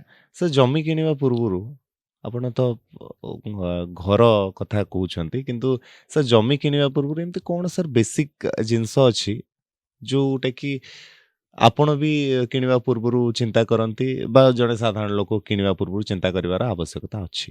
ଆପଣ ଆଜିକାଲି ଗଭର୍ଣ୍ଣମେଣ୍ଟ ଏତେ ସୁବିଧା କରିସାରିଲାଣି, ଏତେ ଅନଲାଇନରେ ଡକୁମେଣ୍ଟ, ଆପଣ ଭୁଲ ଏକରେ ଯେକୌଣସି ଗୋଟେ ପ୍ଲଟ୍ର ଆରୱାରଟା ଆପଣ ଚେକ୍ କରିପାରିବେ। ଦେନ୍ ଆରୱାରଟା ଆପଣ ଦେଖିଲେ ଏଇ ଲୋକ ନାଁରେ ଅଛି, ସେଇ ଲୋକ ଆପଣଙ୍କୁ ବିକୁଛି ନା ଆଉ କିଏ ବିକୁଛି। ଯଦି ତାର କିଏ ଫ୍ୟାମିଲି ଲୋକ ବିକୁଛନ୍ତି, ଦେନ୍ ତାଙ୍କର ଆପଣଙ୍କ ଲିଗାଲ ସାର୍ଟିଫିକେଟ୍ ବି ଅନଲାଇନରେ ଆପଣ ଚେକ୍ କରିପାରିବେ ବା ମଗେଇ ପାରିବେ ସାର୍ଟିଫାଇଡ୍ କପି। ଦେନ୍ ସେ ଟୋଟାଲ ପ୍ଲଟ୍ର ଆପଣ ଇସି କାଢ଼ିପାରିବେ। ଇସିରେ ଆପଣ ଲାଷ୍ଟ 40 ଇୟର୍ସ 50 ଇୟର୍ସ ପର୍ଯ୍ୟନ୍ତ କ'ଣ ଟ୍ରାଞ୍ଜାକ୍ସନ୍ ହେଇଛି ସେଇଟା ବି ଆପଣ ଅନଲାଇନରେ ଦେଖିପାରିବେ। ଦେନ୍ ଲାଷ୍ଟ ସେଟଲମେଣ୍ଟ କେବେ ହେଇଥିଲା, ସେ ସେଟଲମେଣ୍ଟରୁ ଆଜ ଅନ୍ ଡେଟ୍ ପର୍ଯ୍ୟନ୍ତ ଇସି ଯଦି କ୍ଲିନ୍ ଅଛି, ଦେନ୍ ଆପଣ ଧରନ୍ତୁ ଯେ 60-70% ଲ୍ୟାଣ୍ଡ କ୍ଲିଅର୍ ଅଛି। ଦେନ୍ ତାପରେ କିଏ କେଉଁଠି ମର୍ଗେଜ୍ କରିଥିବ, କ'ଣ କରିଥିବ, ସେଟାକୁ ପୁଣି ଆଉ ଟିକେ ଇନକ୍ୱାରି କଲେ ଆମେ ଜାଣିପାରିବା। ତ ପ୍ରାୟତଃ ଆଜିକାଲି ଏସବୁ ଜିନିଷ ଦ୍ୱାରା ଆମେ ଗୋଟେ ଲ୍ୟାଣ୍ଡର ଲିଟିଗେସନ୍ ବିଷୟରେ 60-70% ଆମେ ବୁଝିପାରିବା ଯେ ଏଇଟା ଲିଟିଗେସନ୍ ଫ୍ରି ଅଛି ନା କିଛି ଲିଟିଗେସନ୍ ଅଛି। ଦେନ୍ 70%ରୁ 100% କରିବା ପାଇଁ ଆପଣଙ୍କୁ ଏକ୍ସପର୍ଟର ସହାୟତା ଦରକାର। ଯେମିତି ଆଡ଼ଭୋକେଟ୍ ମାନେ ଅଛନ୍ତି ଲ୍ୟାଣ୍ଡ ରିଲେଟେଡ୍, ସେମାନେ ଆଉ ଟିକେ ଇନକ୍ୱାରି କରିକି ବେଟର ଗାଇଡ୍ କରିପାରିବେ। ସାର୍ ରିଅଲ ଇଷ୍ଟେଟ୍ ବିଜନେସରେ ଆପଣଙ୍କର ଅନେକ ବର୍ଷର ଅଭିଜ୍ଞତା। ସାର୍ ଆଗାମୀ 5-10 ବର୍ଷ ପରେ ଯେତେବେଳେ ଏଇ ବିଜନେସ୍ କଥା ଚିନ୍ତା କରାଯାଏ, ଏଇ ବିଜନେସକୁ ଆପଣ କେମିତି ଦେଖୁଛନ୍ତି ଆଗାମୀ 5-10 ବର୍ଷ ଭିତରେ? ଏହାର ରୂପରେଖ କେମିତି ହେଇଥିବ ଆପଣଙ୍କ ଅଭିଜ୍ଞତାରୁ କୁହନ୍ତୁ ସାର୍? ମୋତେ ଲାଗୁଛି ଆଗାମୀ 5-10 ବର୍ଷ ବାୟର ସେଣ୍ଟ୍ରିକ୍ ହେବ। ଲାଷ୍ଟ 5 ବର୍ଷ ସେଲର ସେଣ୍ଟ୍ରିକ୍ ଥିଲା। କାହିଁକି ମୁଁ ଏ କଥାଟି ଭାବୁଛି, ବର୍ତ୍ତମାନ ଯେତିକି ସପ୍ଲାଇ ଆସୁଛି, ଯେତିକି ଇନଭେଣ୍ଟରି ଆସୁଛି, ସେଇ କମ୍ପାରେଟିଭଲି ସମସ୍ତେ ପ୍ରାୟତଃ ସେଇ କୋଟିଏ ଟଙ୍କା ଉପରେ ଘରର ପ୍ଲାନିଂ କରିଛନ୍ତି। ତ ଗଭର୍ଣ୍ଣମେଣ୍ଟର ବହୁତ ଗୁଡ଼ାଏ ସ୍କିମ୍ ଆସୁଛି, ଗଭର୍ଣ୍ଣମେଣ୍ଟ ବି ଗୋଟେ ନ୍ୟୁ ଟାଉନ୍ କରୁଛି, ଗଭର୍ଣ୍ଣମେଣ୍ଟ ବି ଗୋଟେ ଆଫୋର୍ଡେବୁଲ୍ ରେଞ୍ଜ କରୁଛି। ତ ଆ ଦ୍ୱାରା କ'ଣ ହେବ ନା, ବହୁତ ଗୁଡ଼ାଏ ଆଫୋର୍ଡେବୁଲ୍ ରେଞ୍ଜ ଆଉ କିଛି ଲୋକ ଗଭର୍ଣ୍ଣମେଣ୍ଟ ପ୍ରୋଜେକ୍ଟକୁ ଘର ନେବା ପାଇଁ ଚେଷ୍ଟା କରିବେ। ତ ରିଅଲ ଇଷ୍ଟେଟ୍ ଯେଉଁ ଆମର ପ୍ରାଇଭେଟ୍ ପ୍ଲେୟାର ମାନେ ଯେମିତି ଆମେ ଅଛୁ, ଆମର ଯେତିକି ଇନଭେଣ୍ଟରି ଅଛି, ସେ ଇନଭେଣ୍ଟରି ସେଲ୍ କରିବା ପାଇଁ ବାୟର ମେ ବି କମିଯିବେ। ତ it is completely buyer market ହେବାକୁ ଯାଉଛି ଆଗାମୀ ଦିନରେ। ନେକ୍ସଟ 5 ଇୟର୍ସ ଏଟା ଏଣ୍ଟାୟାରଲି ବାୟର ସେଣ୍ଟ୍ରିକ୍ ମାର୍କେଟ ହେବ। ସାର୍ ଗ୍ଲୋବାଲ ୱାର୍ମିଂ ବର୍ତ୍ତମାନ ଗୋଟିଏ ବଡ଼ ମୁଣ୍ଡବିନ୍ଧାର କାରଣ, କେବଳ ଆମ ଦେଶ ପାଇଁ ନୁହେଁ, ପୁରା ବିଶ୍ୱ ପାଇଁ। ତ ୟା ପ୍ରତି କ'ଣ ଦୃଷ୍ଟି ଦେବାର ଆବଶ୍ୟକତା ରହିଛି? ଯେତେବେଳେ ବଡ଼ ବଡ଼ ବିଲ୍ଡିଂ କରାଯାଉଛି, ଯେତେବେଳେ ଅନେକ ଲୋକ ଟ୍ରଷ୍ଟ କରୁଛନ୍ତି, ସେଇ ସମୟରେ ଜଣେ ବିଲ୍ଡର ସଂସ୍ଥା କ'ଣ କରିବା ଆବଶ୍ୟକ, ଯାହାଫଳରେ କି ପ୍ରକୃତି ସୁରକ୍ଷିତ ରହିବା ସହିତ କ୍ଲାଏଣ୍ଟ ମାନେ ମଧ୍ୟ ଖୁସିରେ ରହିପାରିବେ? ଲାଷ୍ଟ ଆମେ ଗଭର୍ଣ୍ଣମେଣ୍ଟ ବର୍ତ୍ତମାନ ବହୁତ ଗୁଡ଼ାଏ ରିଭର ଫ୍ରଣ୍ଟ ଡେଭଲପମେଣ୍ଟ ପ୍ରୋଜେକ୍ଟ ଗୁଡ଼ାକ ଇନିସିଏଟ୍ ନେଉଛି। ଏବେ ଯଦି ଲାଷ୍ଟ ଇୟର ଦେଖିବେ, ଆମର ଅନରେବୁଲ୍ ସିଏମ୍ ମହାନଦୀ ରିଭର ଫ୍ରଣ୍ଟକୁ ପ୍ରାୟ 200 କୋଟି ଟଙ୍କା ଡେଡିକେଟ୍ କରିଛନ୍ତି ମହାନଦୀ ରିଭର ଫ୍ରଣ୍ଟ କରିବା ପାଇଁ। ଦେଖିବେ ଆମର ଭୁବନେଶ୍ୱର, କଟକ, ପୁରୀ, କାଠଯୋଡ଼ି, କୁଶଭଦ୍ରା, ଦେନ୍ ଆପଣଙ୍କର କୁଆଖିଆ, ଏ ଯେଉଁ ରିଭର ବେଲ୍ଟ ଗୁଡ଼ାକ ଅଛି, ଯଦି ରିଭର ବେଲ୍ଟ ଗୁଡ଼ାକରେ ଆମେ ରିଭର ଫ୍ରଣ୍ଟ ଡେଭଲପମେଣ୍ଟ କରାଯାଇପାରେ, ଯଦି କରାଯାଇପାରନ୍ତା, ଯେମିତି ଆମର ସାବରମତୀ ରିଭର ଫ୍ରଣ୍ଟ ଅଛି ଅହମ୍ମଦାବାଦର, ଆ ଦ୍ୱାରା କ'ଣ ହୁଅନ୍ତା ନା, ଘର ଗୁଡ଼ାକ ରିଭର ଫ୍ରଣ୍ଟ ଉପରେ ବନନ୍ତା, ଆଉ ରିଭର ଫ୍ରଣ୍ଟ ଗୁଡ଼ାକ ୱେଲ୍ ପ୍ରୋଟେକ୍ଟେଡ୍ ହୁଅନ୍ତା। ଦେନ୍ ଭିତର ଜମି ଗୁଡ଼ାକୁ ଆପଣ ଫ୍ରିଜ୍ କରିପାରିବେ, ଡେଭଲପମେଣ୍ଟ ଜୋନ୍ ପାଇଁ ମନା କରିପାରିବେ। ଯେମିତି ଆପଣ ଗୋଟେ ୟେଲୋ ଜୋନ୍ ଅଛି, ଗୋଟେ ବ୍ଲୁ ଜୋନ୍ ଅଛି, ବା ଗୋଟେ ରେଡ୍ ଜୋନ୍ ଅଛି। तो जदि आम बेसी फोकस करवा रिवर फ्रंट कॉरिडोर गुड़ा को आम डेभलप करके सही रियल एस्टेट डेभलपमेंट गुड़ा आनिबा देन कौन हम सहरटा धीरे धीरे बाहर को जीव सहर जिते बाहर को जीव भितर से कंजेस्टेड फ्री हम से आपणकर वाटर टेबल भी मेंटेन रहिबो आपणकर पॉल्यूशन भी फ्री रहिबो रिवर फ्रंट रे घर कले तार पॉल्यूशन परिमाण बहुत कम तो मो हिसाब रे एटा छोट जिनस जोटा कि गवर्नमेंट इजीली करि परिबे रिवर फ्रंट को डेभलप करने द्वारा आ रिवर फ्रंट कॉरिडोर रे रियल एस्टेट डेभलपर मान किछि जमी देले बा किछि प्रोत्साहन देले सेठी जदि से प्रमोट करते जे एडी डेभलपमेंट हो गोटे कॉरिडोर तैयार करंतु जोटी रियल एस्टेट डेभलपमेंट हम ता बदल रे सिटी रे किछि जगह को फ्री करंतु तो सिटी रे फ्री हैला रिवर फ्रंट कॉरिडोर रे घर हैला देन ता द्वारा आमे किछि मात्रा रे पॉल्यूशन को कंट्रोल कर परबा एवं भलो गोटे लिविंग स्टैंडर्ड आमे देई परबा जोटा कि इनडायरेक्टली आपण ग्लोबल वार्मिंग को रिड्यूस करिवारे हेल्प करिवो सर परिवेश को परिवेश सुरक्षा कथा जदि देखिबा गछ केतुटी लगेबार आवश्यकता अछि बा गोटे एकर जदि आपण सेइथरे कोनोसी प्लान करूछंती कोनोसी डेवलपमेंट प्लान करूछंती सेठी केते परिमाणर गछ लागिबार आवश्यकता अछि बोले आपण भाबंती आपे स्पेसिफिक गोटे हमरो स्टैंडर्ड अछि जेमति कि गोटे स्क्वायर फीट रे आमे गोटे गछ तार गोटे स्पेसिफिक स्टैंडर्ड अच्छी पॉल्यूशन कंट्रोल बोर्ड द्वारा तो जिते आम गोटे अप्रूवाल नौ स्टेट एनवायरमेंट इंपैक्ट असेसमेंट रु सीआर तो से गोटे गाइडलाइन अच्छी एतिकी स्क्वायर फीट रे एतिकी गछ लगे दरकार आ से गाइडलाइन को फॉलो करी प्रायतः सब डेवलपर माने काम करती सर बेले बेले ग्राहक मानकर अभियोग आसे मटेरियल घरे क्यों मटेरियल व्यवहार होता है से माने परवर्ती समय रे जानिया पई चेष्टा करती किंतु सेई डाउट तांकर क्लियर करा जाए नाही एई ट्रांसपेरेंसी रहिबा ग्राहक आ डेवलप संस्था भितर केते आवश्यक रहिछि बोले आपण भाबुछन सर टेक्निकल स्पेसिफिकेशन गोटे पार्ट हमरो एग्रीमेंट रो तो मु कहबी प्रतिटी कस्टमर एग्रीमेंट करिया पूर्वरु बा फ्लैट बुकिंग करिया पूर्वरु तांकर टेक्निकल स्पेसिफिकेशन को पढंतु भलो भाबरे आ सेटा से माने रेरा रे सबमिट करछन कि नहीं देखंतु टेक्निकल स्पेसिफिकेशन रे जदी जेमति आपण कहिले प्रायतः ग्रॉसली जिनछोडा कवर थाए जदी माइक्रो लेवल ले किछि डाउट अछि देन डेवलपर को पचारंतु आ सेटा बुझी कि सैटिस्फाइड हैला परे आपण नियंतु जदि थरे technical specification part of agreement हे सारिछि आ सेटा रेरा रे आपणकर अवेलेबल अछि देन आपण जस्ट ताको ही देखंतु जे सेटा डेवलपर एन्श्योर करछि ना करूनी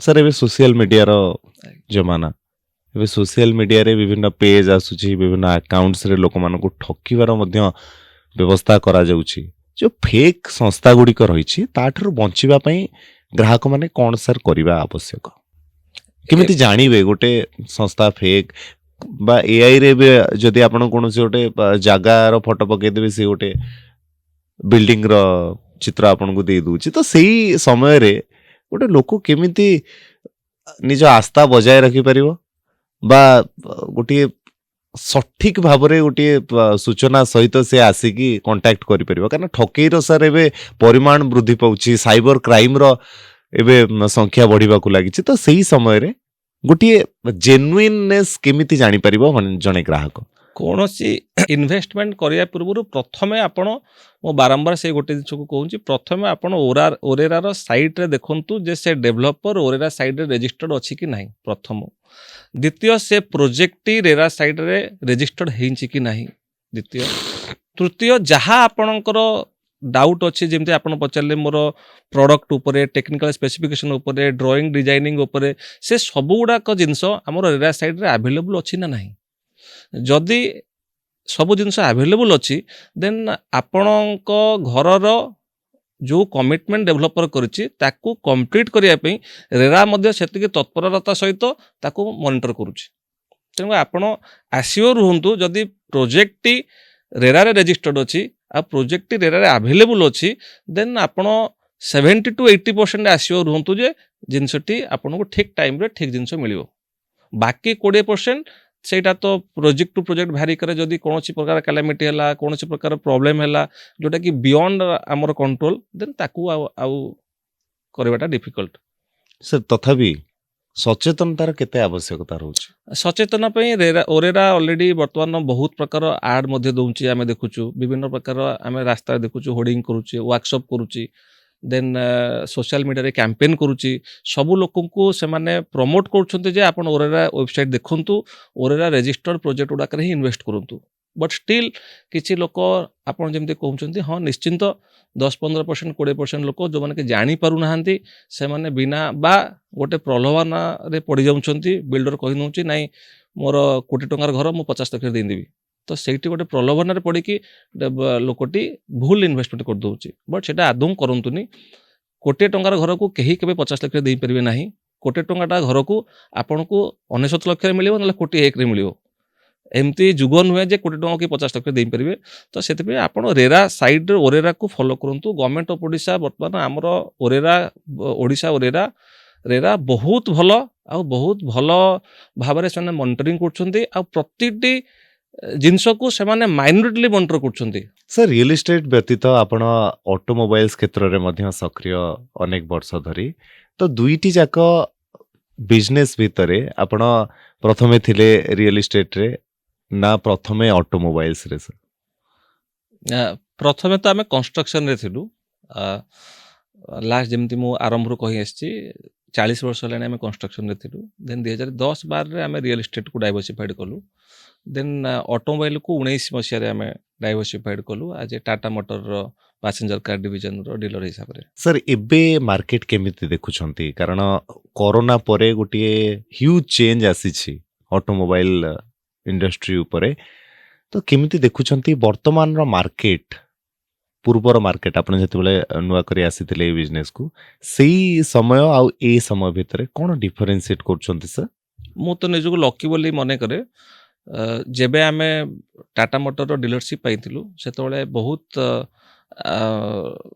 ଆମେ ଯାହା ବି କାଲକୁଲେସନ୍ କରିଥିଲୁ ସେତେବେଳେ ଟାଟା ମୋଟର ଯଦି ସ୍ପେସିଫିକଲି ଆମେ କହିବା ସେତେବେଳେ ଟାଟା ମୋଟର ମାର୍କେଟ ସେୟାର ମାତ୍ର 3%ରେ ଷ୍ଟ୍ରଗଲ୍ କରୁଥିଲା ଯେଉଁଟାକି ଆଜିକା ଡେଟ୍ରେ Tata motor 15% market share 5 Times growth ହେଇଛି ଆପଣ ଏକ୍ଜାକ୍ଟଲି ଠିକ୍ ଜିନିଷଟିକି କହିଲେ ଯେଉଁଟାକି କରୋନା ପରେ କୋଭିଡ଼ ପରେ ଗୋଟେ ହଠାତ୍ କିନା ଲୋକମାନଙ୍କର ଚେଞ୍ଜେସ୍ ହେଲା ପବ୍ଲିକ୍ ଟ୍ରାନ୍ସପୋର୍ଟରୁ ପ୍ରାଇଭେଟ୍ ଟ୍ରାନ୍ସପୋର୍ଟ ତ ଆଗରୁ ଲୋକମାନେ ଯେଉଁଟାକି ବେଶୀ ମାତ୍ରାରେ ବସ୍ ଟ୍ରେନ୍ ମେଟ୍ରୋ ବ୍ୟବହାର କରୁଥିଲେ ତାଙ୍କ ଭିତରୁ ଗୋଟେ ସେଗମେଣ୍ଟ ଲୋକ ଭାବିଲେ ଯେ ନାଇଁ କରୋନା ପରେ ସେମାନେ ନିଜର ଗାଡ଼ି କିଣିବାକୁ ଚାହିଁଲେ ନିଜର ଗୋଟେ ପର୍ସନାଲ ଗାଡ଼ି ରଖିବା ପାଇଁ ଚାହିଁଲେ ଆଉ ସେ ଟାଇମ୍ରେ ଟାଟାର ଯେଉଁ ଗୋଟେ କ୍ରେଡିବିଲିଟି ଥିଲା ସେଟା ଟାଟା ବହୁତ ଭଲ ଭାବରେ ଏନକ୍ୟାସ୍ କଲା ଆଉ ଇଣ୍ଡଷ୍ଟ୍ରି ବି ଗ୍ରୋଥ୍ କଲା ଏମିତି ଯେ ଓନ୍ଲି ଟାଟା ମୋଟର ଗ୍ରୋଥ୍ କରିଛି ଇଣ୍ଡଷ୍ଟ୍ରି ଗ୍ରୋଥ୍ କରିଛି ଇଣ୍ଡଷ୍ଟ୍ରିରୁ ବହୁତ ଭଲ ସେୟାର ଟାଟା ମୋଟର ପାଇଛି ଆଉ ଆମେ ଆଜ୍ ଏ ଡିଲର ହିସାବରେ ଯେହେତୁ ସେଇ ଟାଇମ୍ରେ ଆମେ ଡିଲରସିପ୍ଟିକୁ ଷ୍ଟାର୍ଟ କରିଥିଲୁ ତ ମୁଁ ଆମକୁ ଲକି ଭାବେ ଯେ ଠିକ୍ ଟାଇମ୍ରେ ଆମେ ଏଣ୍ଟ୍ରି କରିଛୁ ଯେଉଁଥିପାଇଁ କି ଆମେ ତାର ସବୁ ବେନିଫିଟ୍ ଗୁଡ଼ାକ ପାଇଛୁ ମ୍ୟାକ୍ସିମମ୍ ବେନିଫିଟ୍ ଆମେ ପାଇଛୁ ସାର୍ ଅଟୋମୋବାଇଲ୍ସ କ୍ଷେତ୍ରରେ ବର୍ତ୍ତମାନ ଜିଏସଟି କିଛି ମାସ ପୂର୍ବରୁ କେନ୍ଦ୍ର ସରକାରଙ୍କ ତରଫରୁ ଇଣ୍ଟ୍ରୋଡ୍ୟୁସ୍ କରାଗଲା ଜିଏସଟି ଯେତେବେଳେ ଆସିଲା ସାର୍ ସେତେବେଳେ ଗ୍ରାହକମାନେ ବିଶେଷ ଭାବରେ ଖୁସି ହେଲେ କିନ୍ତୁ ଯେଉଁମାନେ ବିଜନେସ୍ କରୁଛନ୍ତି ଅଟୋମୋବାଇଲ୍ସକୁ ନେଇ ତାଙ୍କର ବିଜନେସ୍ ଅଛି ସେମାନଙ୍କୁ ସେମିତି କିଛି ବିଶେଷ ଭାବରେ କ୍ଷତି ସହିବାକୁ ପଡ଼ିଲା କି କାହିଁକିନା ଗାଡ଼ି ଆଗରୁ କିଣା ଯାଇଥିଲା ଗାଡ଼ି ସେମିତି ଆଗରୁ ଯେଉଁ ଗାଡ଼ି ଗୁଡ଼ିକ ଥିଲା ତା ଉପରେ ମଧ୍ୟ ଜିଏସଟି ଲାଗୁ କରାଗଲା ତ ସେଇ ସମୟରେ ସାର୍ କ'ଣ ରହିଥିଲା ମାର୍କେଟର ଅବସ୍ଥା?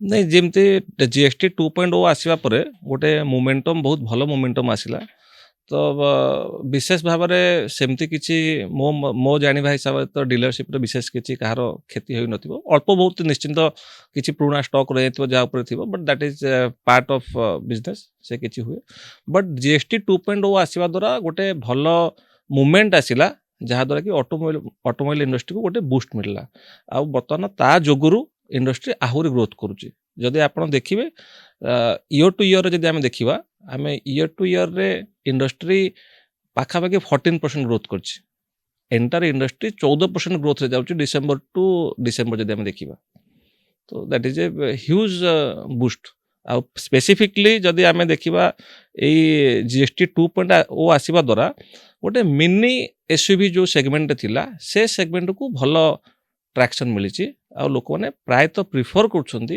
ମିନି ଏସ୍ୟୁଭି ମିଡ୍ ଏସ୍ୟୁଭି ସେଇ ରେଞ୍ଜକୁ ବହୁତ ଲୋକ ପ୍ରିଫର କରୁଛନ୍ତି। ସାର୍ ଏବେ ବି एसयूवी मॉडल रो प्राय बेसी टिके डिमांड आपण देखुचंती कि काहे ना आगुरु आमे देखुतले स्वीडन कार उपरे विशेष भाबरे लोकंकर आग्रह रहउतला जो 2010 रु 20 भितरे एबे 20 रु 30 भितरे आमे देखुचे कि प्राय लोक एसयूवी आड़कू जाउछंती बा सेमानकर आग्रह रहउची एमती किछि ग्राहकंक भितरे आग्रह देखुछंती आपण कि एटा गोटे सेगमेंट चेंज होउची या परे आउ किछि हेई पारे नहीं आपणकर इंडियन रोड स्टैंडर्ड जहाँ बर्तमान आम रोड स्टैंडर्ड देखुचे तो टिके बम्पी रोड है बा रूराल रोड रे जो टिके खराब रोड अच्छी से सब पाई टिके जार व्हील बेस टिके बड़ थी आउ चेचिस हाइट टिके भल थी तो ऑब्वियसली कंफर्ट लगे तो से लोक मैंने से एसयूवी रो मजाटा पाउछंती जोटा कि यूजुअली आप सेडान से पाती सेडान रे आपण से प्लेन रोड रे आपन को ड्राइव करने को भल लगे आउ एसयूवी रे टिके ऊपर लोक बसंती तो आम रोड पे एसयूवी परफेक्टली ऑफ रोडिंग ପାଇଁ ଟିକେ नॉट माने मु फुल टाइम एसयूवी कथा कहबिनी आपन जदी फुल टाइम एसयूवी कथा कहबे जोटा हमर रेंज रोवर लैंड रोवर से सब जिंस आसुची तो सेटा ऑफ रोडिंग सेगमेंट गोटे अलगा हेगला बट नॉर्मल आम डे टू डे लाइफ रे भी आमे मु जदी नेक्सन कथा कहबी नेक्सन टा गोटे हैचबैक हेले भी मधे से मिड एसयूवी रेंज रे आसी जाउची तो मिड एसयूवी लोकंक पई नॉर्मल रोड कंडीशन पई परफेक्टली डिजाइन तो से लोक मैंने एंजॉय कर डिमांडटा क्रिएट हो एंटायर बर्तमान देखिए जो ओईएम केबे एसयूवी पर आदौ फोकस करनतला जेमती मु कहबी मारुति केबे आगु तार एसयूवी प्रोडक्ट ही नथिला बर्तमान भी सी भाविलानी एसयूवी मार्केट रे छाड़िबो तो बर्तमान market completely mid segment SUV आ एसयूवी भितर शिफ्ट होबाक जाउची सर एबे टाटार कर्व मध्य विशेष भाव में लोकंकर आग्रह पलटिची सी भी सर एसयूवी मॉडल आसुची तो सेई गाड़ीर चाहिदा केमती कोन देखुचंती एवं जेहेतु आमे कथा हेले कि एबे एसयूवी रो ही जुग चली लोक मैंने एसयूवी को ही किणुचंती ठीक सही समय रे सफारी कथा कुआ जाऊ बा हैरियर कथा कुआ जाऊ कर्व कथा कुआ जाऊ ई सब जो बड़ गाड़ी गुडी रही ता प्रति लोकंकर केमती आग्रह रहउची सर नहीं कर्व गोटे डिफरेंट सेगमेंट सेटे जे कूपे डिजाइन तो सेटा एसयूवी नुहे कि सेडान नुहे आपण एसयूवी रो हाइट पाइबे सेडान रो लंबा पाइबे दुईटी जाक कूपे तो सेटा गोटे ऑल टुगेदर अलगा प्रोडक्ट जदि स्पेसिफिकली एसयूवी कथा कहबे एबे रिसेंटली हमर टाटार गोटे सियारा लॉन्च हेची जोटा कि बहुत पुराना मॉडल थिला ना थिला नेम प्लेट थिला सियारा सेटा को एबे रिफ्रेश करिकी तो रिफ्रेश तो कहबिनी कंप्लीटली नुआ चेंज करके लॉन्च करछंती आ तार बहुत बढ़िया ट्रैक्शन देखियो मिलुची आमे तो होपफुल जे सियारा द्वारा जहाँ आमे सेल करथलु एई वर्ष आमे 30 to 35% सेल एडिशन करिवो ओनली बिकॉज ऑफ सियारा कारण आमे डीलरशिप जदि आम डीलरशिप कथा मु कहबी लास्ट मंथ रे आमे प्राय 130 बुकिंग नैचु सियारा रो तो आज का डेट रे मो पाखरे मोर देन 200 बुकिंग्स लाइव अछि तो सियारा एटा केवल मो कथा नुहे जो दिन प्रोडक्ट लॉन्च होला से दिन पैन इंडिया 70,000 बुकिंग से सेम डे आसथिला तो एटा गोटे बहुत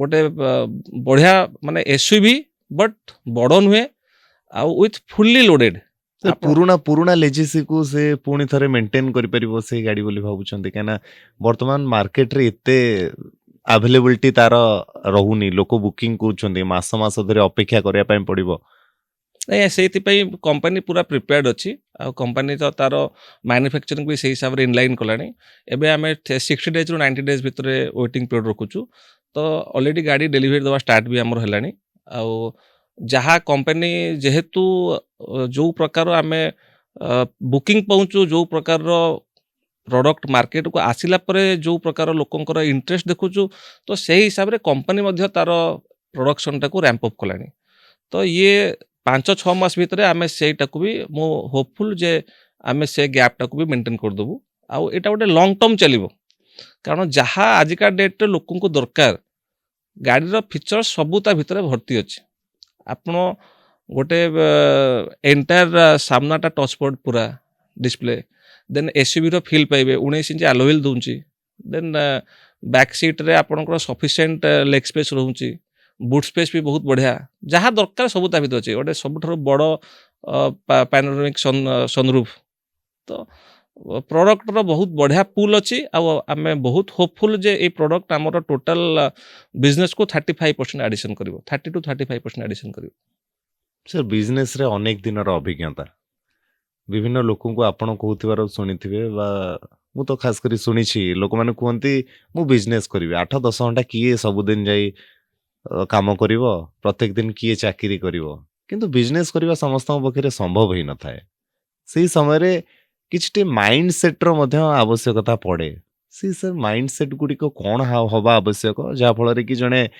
ବ୍ୟକ୍ତି ଯଦି ନୂଆ କରି କିଛି ଗୋଟେ ଷ୍ଟାର୍ଟ କରୁଛି ବା ନୂଆ ଏଣ୍ଟରପ୍ରେନର ହବା ପାଇଁ ଚାହୁଁଛି ତା ପାଇଁ କ'ଣ ଏମିତି କିଛିଟି ମାଇଣ୍ଡ ସେଟ୍ ରଖିବାର ଆବଶ୍ୟକତା ରହିଛି ବୋଲି ଆପଣ ଭାବନ୍ତି ମୋ କ୍ଷେତ୍ରରେ ଆମେ ଛୋଟବେଳୁ ଦେଖି ଆସିଛୁ ଆମ ବାପା କଣ୍ଟ୍ରାକ୍ଟର ମୋ ବାପା କଣ୍ଟ୍ରାକ୍ଟର ଜଣେ ତ ଆମେ ଛୋଟବେଳୁ ଦେଖି ଆସିଛୁ ତାଙ୍କର ଲାଇଫ୍ ଷ୍ଟ୍ରଗଲ୍ ପରେ କିଛି ଆଚିଭ୍ କରିବାର ହାପିନେସ୍ ପୁଣି ଷ୍ଟ୍ରେସ୍ ଅପ୍ ଡାଉନ୍ କର୍ଭ ବହୁତ ଆମେ ଦେଖି ଆସିଛୁ ତ ସେଇଟା ଛୋଟବେଳୁ ହିଁ ଗୋଟେ ଆମର ମାଇଣ୍ଡସେଟ୍ ମୋର ବନିସାରିଥିଲା ଯେ ନାଇଁ କରିବାର ଅଛି ତ ବିଜନେସ୍ କରିବାର ଅଛି ଆଉ କିଛି କରିବାର ନାହିଁ ତ କିଛି ଯେମିତି ଆପଣ କହିଲେ ମାଇଣ୍ଡସେଟ୍ ଏଇଟା କମ୍ପ୍ଲିଟଲି ମାଇଣ୍ଡସେଟ୍ ଉପରେ ଆପଣ ଯଦି ଥରେ ଡିସାଇଡ୍ କରିଦେଇଛନ୍ତି ବିଜନେସ୍ କରିବେ ବୋଲିକି ଦେନ୍ ଗୋ ଫର୍ ବିଜନେସ୍ ସାର୍ କ'ଣ ଷ୍ଟେପ୍ର ଆବଶ୍ୟକତା ସେମିତି କିଛି ଅଛି ବା ଇନଭେଷ୍ଟମେଣ୍ଟ ପୂର୍ବରୁ ୱାଇଜ୍ ଇନଭେଷ୍ଟମେଣ୍ଟର ଗୋଟେ ଟର୍ମ ଆସେ ୱାଇଜ୍ ଇନଭେଷ୍ଟମେଣ୍ଟଟି କ'ଣ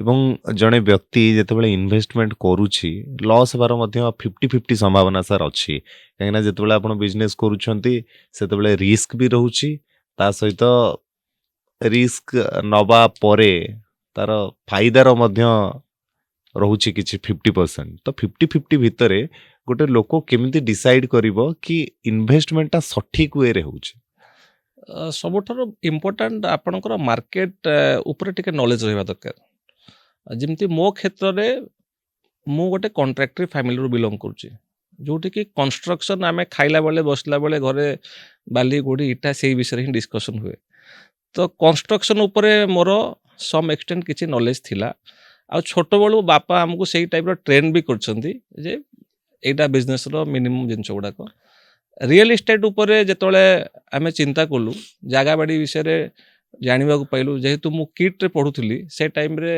ପଟିଆ ବହୁତ ବୁମ୍ କରୁଥିଲା 2007, 8, 6, 7 ବେଳକୁ ପଟିଆ ବୁମ୍ କରୁଥିଲା ତ ସେତେବେଳେ ମୁଁ କିଛି ଲ୍ୟାଣ୍ଡର ଏକ୍ସପିରିଏନ୍ସ ବି ପାଇଲି ଯେ ଏ ଲ୍ୟାଣ୍ଡଟି କୋଟି ଟଙ୍କା କିଣା ହେଇଥିଲା ଏବେ 2 କୋଟି ହେଇଗଲା ତ ସେ ମାର୍କେଟ ବିଷୟରେ ଟିକେ ଅପଡେଟ୍ ରହିଲୁ ଦେନ୍ ଯେହେତୁ ମୁଁ କନଷ୍ଟ୍ରକ୍ସନ୍ ବ୍ୟାକଗ୍ରାଉଣ୍ଡରୁ ଥିଲି ତ ମୋତେ ରିଅଲ୍ ଇଷ୍ଟେଟ୍ କରିବା ପାଇଁ ଟିକେ ଇଜି ହେଲା କାରଣ ସେଇ ଜିନିଷକୁ ନେଇକି ହିଁ ସବୁ construction is a major part of real estate then real ଇଷ୍ଟେଟ୍ରେ ଯେକୌଣସି ବିଜନେସ୍ କରନ୍ତୁ ରିଅଲ୍ ଇଷ୍ଟେଟ୍ କରନ୍ତୁ କନଷ୍ଟ୍ରକ୍ସନ୍ କରନ୍ତୁ ଅଟୋମୋବାଇଲ୍ କରନ୍ତୁ ଯଦି ପୁରା ଡେଡିକେସନ୍ ସହିତ କରୁଛନ୍ତି ପୁରା 100% ଏଫର୍ଟ ଦେଇ କରୁଛନ୍ତି ଦେନ୍ ନିଶ୍ଚିନ୍ତ ତା ଦେହରେ ଆପଣ ସକ୍ସେସ୍ କରିବେ ଆ ଦେହରେ କୌଣସି ଡାଉଟ୍ ନାହିଁ ଡେଡିକେସନ୍ ଦରକାର ଆଉ ଏଫର୍ଟ ଦରକାର ପୁଣି ଥରେ ସାର୍ ଫେରିଯିବା ବିଜନେସ୍ ଆଡ଼କୁ ଆପଣଙ୍କର ତ ଅଟୋମୋବାଇଲ୍ସ କ୍ଷେତ୍ରରେ ଆପଣ କହୁଛନ୍ତି ଆପଣ ଦୀର୍ଘ ବର୍ଷ ଧରି ଅଛନ୍ତି ତ ଏବେ ଯଦି ଜଣେ ସାଧାରଣ ଲୋକ ଆପଣଙ୍କୁ ଆମ ଚ୍ୟାନେଲ୍ ମାଧ୍ୟମରେ ଦେଖୁଛନ୍ତି ଗାଡ଼ି କିଣିବା ପୂର୍ବରୁ କୁହାଯାଏ କି ଫିଚର ଅନୁଯାୟୀ ଗାଡ଼ିର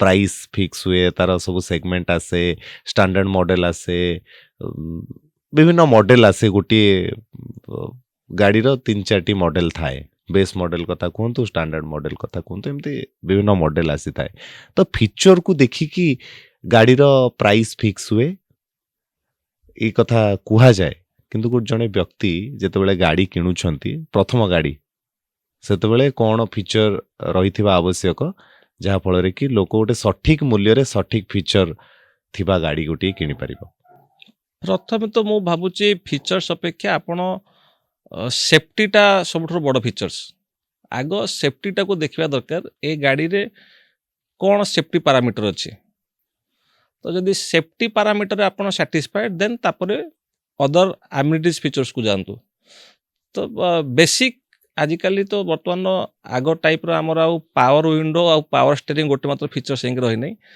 ସେଇଟା ସବୁ ବେସିକ୍ ଫିଚର୍ସ ହେଇସାରିଲାଣି ତା ବ୍ୟତୀତ ବହୁତ ଯେତେ ଆପଣ ଫିଚର୍ସ ନେବେ ଯେମିତି ଆପଣ କହିଲେ ଆପଣଙ୍କର ବଜେଟକୁ ସୁହାଇଲା ଭଳିଆ ମିନିମମ୍ ସେଫ୍ଟି ମିନିମମ୍ ଆପଣଙ୍କର ଫିଚର୍ସକୁ ଦେଖିଲା ପରେ ଆପଣ ଆପଣଙ୍କ ବଜେଟକୁ ସୁହାଇଲା ଭଳିଆ କେତେ ଆପଣ ଅପଗ୍ରେଡ୍ କରିପାରିବେ ଦେଖନ୍ତୁ ଗାଡ଼ିର ସାର୍ ଗୋଟେ ରେଟିଂ ମଧ୍ୟ ହୁଏ ଆଜ୍ଞା ବିଭିନ୍ନ ଇଣ୍ଟରନେଟ୍ରେ ବିଭିନ୍ନ ପେଜେସ୍ ଥାଏ ଯେଉଁଥିରେ କି ରେଟିଂ ଗୁଡ଼ିକ ମଧ୍ୟ ବିଭିନ୍ନ ପର୍ଯ୍ୟାୟକ୍ରମେ ଆସେ ସେ ରେଟିଂଟି କ'ଣ ଏବଂ ଏ ରେଟିଂକୁ କିଏ ନିର୍ଦ୍ଧାରିତ କରିଥାନ୍ତି?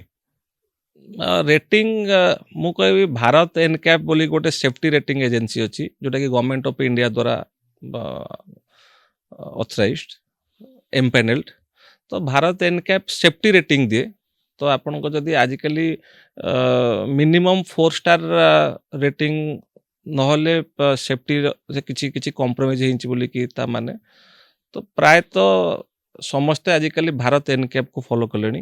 ଭାରତ ଏନକ୍ୟାପ୍ ଏ ଗାଡ଼ିଟି ଭାରତ ଏନକ୍ୟାପ୍ର ରେଟିଂରେ କେତେ ଷ୍ଟାର, ଯେମିତିକି ଟାଟା ଏ ଟ୍ରେଣ୍ଡଟାକୁ ଷ୍ଟାର୍ଟ କରିଥିଲା। ଟାଟାର ନେକ୍ସନ୍ ଆପଣ ଦେଖିବେ ଆମର ପ୍ରତିଟି ଗାଡ଼ି ପ୍ରାୟତଃ 5 ଷ୍ଟାର ରେଟିଂ।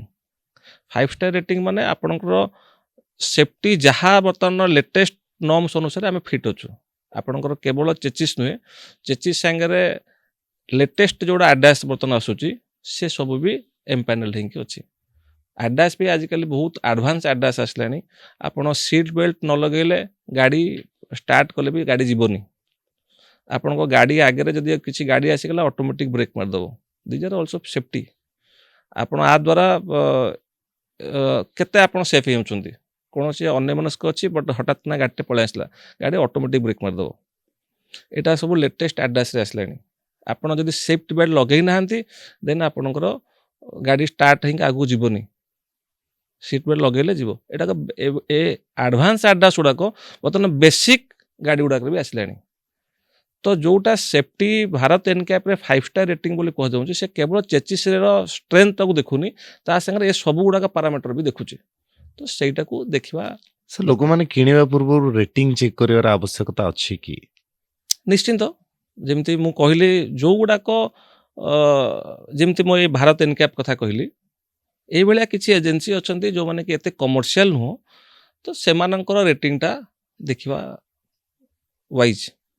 ସାର୍ ଅଟୋମୋବାଇଲ୍ସକୁ କେମିତି ଦେଖୁଛନ୍ତି? ଏ ଯେଉଁ ଇଣ୍ଡଷ୍ଟ୍ରିଟି ରହିଛି ଆଗାମୀ 5 ବର୍ଷ ପରେ ତାକୁ କେମିତି ଦେଖୁଛନ୍ତି ଏବଂ ଯେଉଁ ଲୋକମାନଙ୍କର ଧୀରେ ଧୀରେ ଚାହିଦା ବଢ଼ିବାକୁ ଲାଗିଛି ଇଭି ଗାଡ଼ି ଉପରେ, ସେ ଭିତରେ ବର୍ତ୍ତମାନ ପେଟ୍ରୋଲର ଚାହିଦା, ପେଟ୍ରୋଲ ଗାଡ଼ି ବା ଡିଜେଲ ଗାଡ଼ିର ଚାହିଦା 5 ବର୍ଷ ପରେ ଅଧିକା ରହିବ ନା ଇଭିର? ଆମେ ଗୋଟେ ଏମିତି ଫେଜ୍ରେ ଅଛେ ଯେଉଁଟାକି ଫ୍ୟୁଚର ଇଭି, ଆ ଦେହରେ କୌଣସି ପ୍ରକାର ଡାଉଟ୍ ନାହିଁ। ଫ୍ୟୁଚର ଇଭି ହେବାକୁ ଯାଉଛି ଆଉ ଆମେ ସେ ଟ୍ରାନଜିଟ୍ ଫେଜ୍ରେ ଅଛୁ। ତ ବର୍ତ୍ତମାନ ଯଦି 100 ଗାଡ଼ି ବିକ୍ରି ହେଉଛି 100ରୁ 20ଟି ଗାଡ଼ି ଇଭି ବିକ୍ରି ହେଉଛି। ଇଏ ଆଗାମୀ ଦିନକରେ 100ରୁ 80-90 ହେବ। ତ ଆମେ ସେ ଫେଜ୍ରେ ଅଛେ ଯେଉଁ OEM ଯେତେ ଭଲ ଭାବରେ ଇଭିର ଆଡପ୍ଟ କରିପାରିବ ଦେନ୍ ସେଇ ଡିଲରସିପ୍ ଆଉ ସେଇ OEM ହିଁ ଆଗକୁ ରହିବେ। ତ ଇଭି ନଥିଲେ ଆଉ ଅଟୋମୋବାଇଲ୍, ବିନା ଇଭିରେ ଅଟୋମୋବାଇଲ୍ କିଛି ଦେଖି ହେଉନି। ନେକ୍ସଟ 5 ବର୍ଷ ପରେ ମୋର ପର୍ସନାଲ ଓପିନିଅନ୍ ଯେ 5 ବର୍ଷ ପରେ ବିନା ଇଭିରେ ବୋଧହୁଏ ଆମେ ବର୍ତ୍ତମାନ ଯେଉଁ 20% ଅଛି, ନେକ୍ସଟ 5 ବର୍ଷ ବେଳକୁ it will go up to 40-50%। ଯେହେତୁ ଆମର ଟିକେ ଚାର୍ଜିଂ ଇନଫ୍ରାଷ୍ଟ୍ରକ୍ଚରର କମି ଅଛି, ସେଥିପାଇଁ ଲୋକମାନେ ଏତେ ଆଗ୍ରେସିଭଲି ଆଡପ୍ଟ କରୁନାହାନ୍ତି।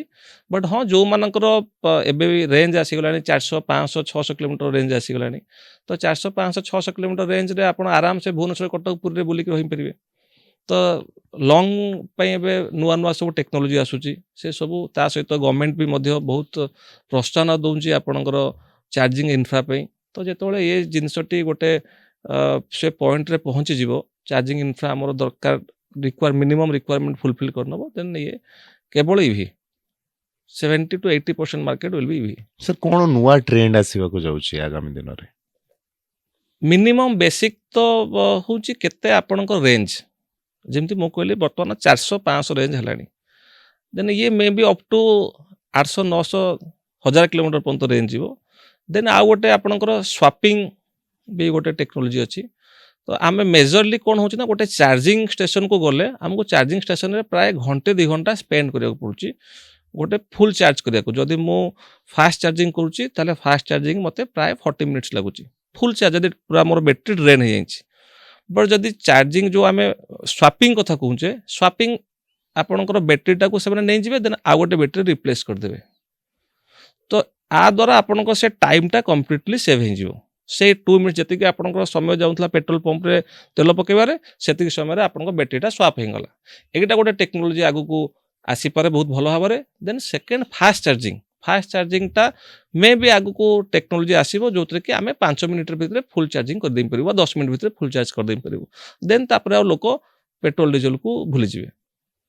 निहाती भाବରେ सर ଅଟୋମୋବାଇଲ୍ସ ଏବଂ ରିଅଲ ଇଷ୍ଟେଟ୍ या ବ୍ୟତୀତ ମଧ୍ୟ ଆଲୁମିନିୟମ ଡାଉନ୍ ଷ୍ଟ୍ରିମିଂକୁ ନେଇ ମଧ୍ୟ ଆପଣ MOU ଗୋଟିଏ ସାଇନ୍ କରିଛନ୍ତି ରାଜ୍ୟ ସରକାରଙ୍କ ତତ୍ତ୍ୱାବଧାନରେ ସାର୍ ସେଇ ଜିନିଷଟି କ'ଣ ଏବଂ ଆଗାମୀ କିଛି ଦିନ ପରେ ଡିଓନ୍ ଗ୍ରୁପ ତରଫରୁ ସେମିତି କିଛି ସରପ୍ରାଇଜିଂ ଅଛି କି ଆଲୁମିନିୟମ ଶିଳ୍ପକୁ ନେଇ ସେମିତି କିଛି ଆଗକୁ କରିବାର କିଛି ପ୍ଲାନିଂ? आमे रिसेंटली एबे गोटे MOU साइन करूछु गवर्नमेंट ऑफ ओडिशा सहित एल्युमिनियम डाउनस्ट्रीम पई जोते कि हमरो दुईटा मटेरियल ऊपर आमे फोकस करूछु गोटे ऑटोमोबाइल लो किछि spare part and building material जो हमें बिल्डिंग मटेरियल आर्किटेक्चर पार्ट जेमति आपनकर विंडो डोर एंड किछि आलू फॉर्म शटरिंग जोड़ा को रिलेटेड टू एल्युमिनियम तो आमे लैंड भी मध्य गवर्नमेंट हमको दे साराणी आम नेक्स्ट मास 2 मास भर काम स्टार्ट करूँ प्राय तो आम 150 ରୁ 200 कोटी टका इन्वेस्टमेंट करार लक्ष्य रखीचु द्वारा डायरेक्टली 500 to 600 एम्प्लॉयमेंट जनरेशन हम आम बहुत होपफुल कि आम गोटे इंडस्ट्री सेक्टर रे मध्य आम ताकू भी आगू को बहुत आमर स्ट्रॉन्ग प्लानिंग अच्छी कि से सेक्टर टाकू से डाइवर्सिफिकेशन टाकू आहरी भल भाव एक्सपेंशन करने नेक्स्ट आम खोर्धार भी प्लानिंग रखीचु अनुगुल पर आ पैन इंडिया रे आमे आकु मार्केटिंग करने लक्ष्य रखीचु। सर शेष प्रश्न जो दर्शक माने आपन को देखुछंती जो फ्यूचर एंटरप्रेन्योर्स आपन को देखुछंती तांको पई सर कोन सजेशन रहइबो जहा परे से माने आपन को भली जने सक्सेसफुल बिजनेसमैन ही परिबे भविष्य रे कोन से सब सजेशन आपन को तरफ से मान को प्रति रहइबो? ऑल अबाउट माइंडसेट जदि आपन माइंडसेट करछंती मते बिजनेस करियर अछि देन आउ डिले न करे कि आजि ठारू ही आरंभ करंतु आउ कोनोसी जिनिस कोनोसी बिजनेस खराब नुहे आपण पान दुकान करंतु बा इंडस्ट्री करंतु सबु जिनिस सबु बिजनेस को जदि आपण 100% देबे एफर्ट देबे डेडिकेशन सहित काम करिवे एथिकल प्रैक्टिस रखिवे देन निश्चिंत आपण सक्सेस हेबे। अनएथिकल प्रैक्टिस कले आपण मे भी हठात किना ग्रोथ हे पारे बट हठात किना ही डाउनफॉल हबो तेनकरी एथिकल वे रे 100% एफर्ट देंगी काम कले निश्चिंत ग्रोथ हम आ बिजनेस रे बर्तमान आम जहाँ ओडिशा सरकार विजन 2036 अच्छी गवर्नमेंट ऑफ इंडिया जो विजन अच्छी नेक्स्ट फ्यूचर बहुत ब्राइट आमर आम जो जेनेरेशन अच्छु आम जेनेरेशन फ्यूचर बहुत ब्राइट तेणुक कौन प्रकार माने तादरे किंतु परंतु नहीं जदि करिवार अछि आज करंतु आ फुल एफर्ट देई करंतु निश्चिंत सक्सेस पाइबे। बहुत बहुत धन्यवाद सर। Thank you. तेबे आज बिजनेस पॉडकास्ट रे आम सहित अतिथि थिले डिओन रियल इस्टेट ग्रुप एवं डिओन ऑटोमोबाइल्स रो फाउंडर मनोज कुमार साहू कहूथिले घर एवं गाड़ी किनिबा पूर्वरु जने साधारण व्यक्ति को कौन सबू करबा आवश्यक क्यों क्यों जांच करबा आवश्यक केउं भली भाबरे निजर स्वप्नर घर एवं गाड़ी किनि परिबे ता सहित कहूथिले जने बिजनेस रे प्रतिष्ठा लाभ करिबा पई कौन कौन जने साधारण व्यक्ति को करिवार आवश्यकता रही। तेबे आजिर एपिसोड को आमे एठी रखिबा पुणी थरे देखा हबो जने नुआ अतिथिंक सहित पुणी थरे आउ एक नुआ बिजनेस पॉडकास्ट रो अध्याय रे से पर्यंत विदाय दियंतु नमस्कार।